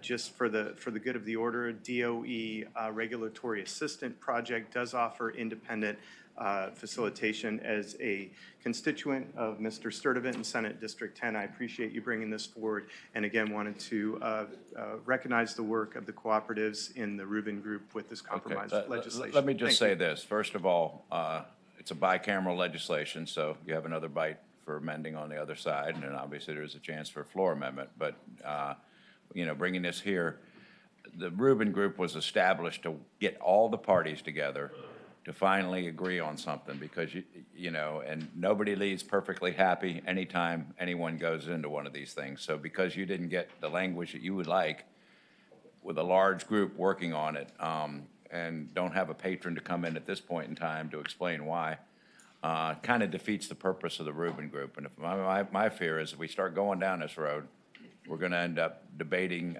without all the parties having the time to say in a crush of what you can see as a General Assembly session, which is why that group has been established and why I've encouraged that group to continue meeting during the off years. And every year, we get some great legislation coming out of there that's moving the ball forward, albeit not at the pace that everybody in this room would like, and maybe faster than some in this room would like to have it happen. But nonetheless, we're making moves slowly and deliberately, and doing the best we can to accommodate people of all issues, and that's what's going on here. I Okay? appreciate that, and I would just add that as being a participant of stakeholder processes before, for example, the Meridian stakeholder process, where it was contracted and paid for by Dominion, we had to withdraw our constituent support. So I'm here to represent my constituency, Mr. Wagner, and we wanted to just make sure that that's independent. And that's perfectly, you're right, and I appreciate your opportunity. Thank you, sir. Appreciate it. Thank you. Are there any others? Andrew? Mr. Chairman, Andrew Vehorn, on behalf of the co-ops, I want to thank the committee. This is an important bill for us. We have several co-ops that are up against the 1% cap, so this provides a way forward for our members. I just want to address the cap on demand charges. There's a natural cap built into the bill that requires any changes to be revenue neutral across the customer class. So anytime there's an increase in a portion of the bill, there has to be a commensurate decrease to make it revenue neutral. Thank you. Thank you. Thank you, Andrew. Angela Navarro, Deputy Secretary of Commerce and Trade. The administration supports the bill. Thank you. Thank you, Angela. Chip? Senator Wagner, how are you, sir? Pleasure to see you. Nice to see you. I represent the Maryland, Delaware, Virginia Solar Energy Industry Association. That's interesting. That's a new one. And we are a member of the Rubin Group, and we support the bill. Thank you. Sir. Mr. Chairman, members of the committee, Catherine Bond, Dominion Energy, thank the patron and thank you. We support the legislation. Can I answer your question about stakeholders? The reason that the stakeholder group is identified the way that it is so we can get started sooner rather than later. We've committed to going ahead and initiating the stakeholder conversation as soon as March, as opposed to waiting until July when the bill goes into effect. That will allow us time, as obligated by the bill, to file a new time of use rate schedule or something of the like by this time next year. Thank you, Catherine. Thank you. Mr. Chairman, on behalf of Powered by Facts, a member of the Rubin Group, we support this bill. Thank you. Mr. Chairman, Chris West, Conservatives for Clean Energy, we support this legislation as well. Okay, is there anyone opposed? Hearing none. Been moved and seconded that Senate Bill 1769, Amendment Nature Substitute, be reported. Clerk, open the rolls. Thank you, Mr. Chairman. Okay, thank you, Senator Sturdivant. Okay. 11 ayes, 0 nays. Any other business? We're adjourned.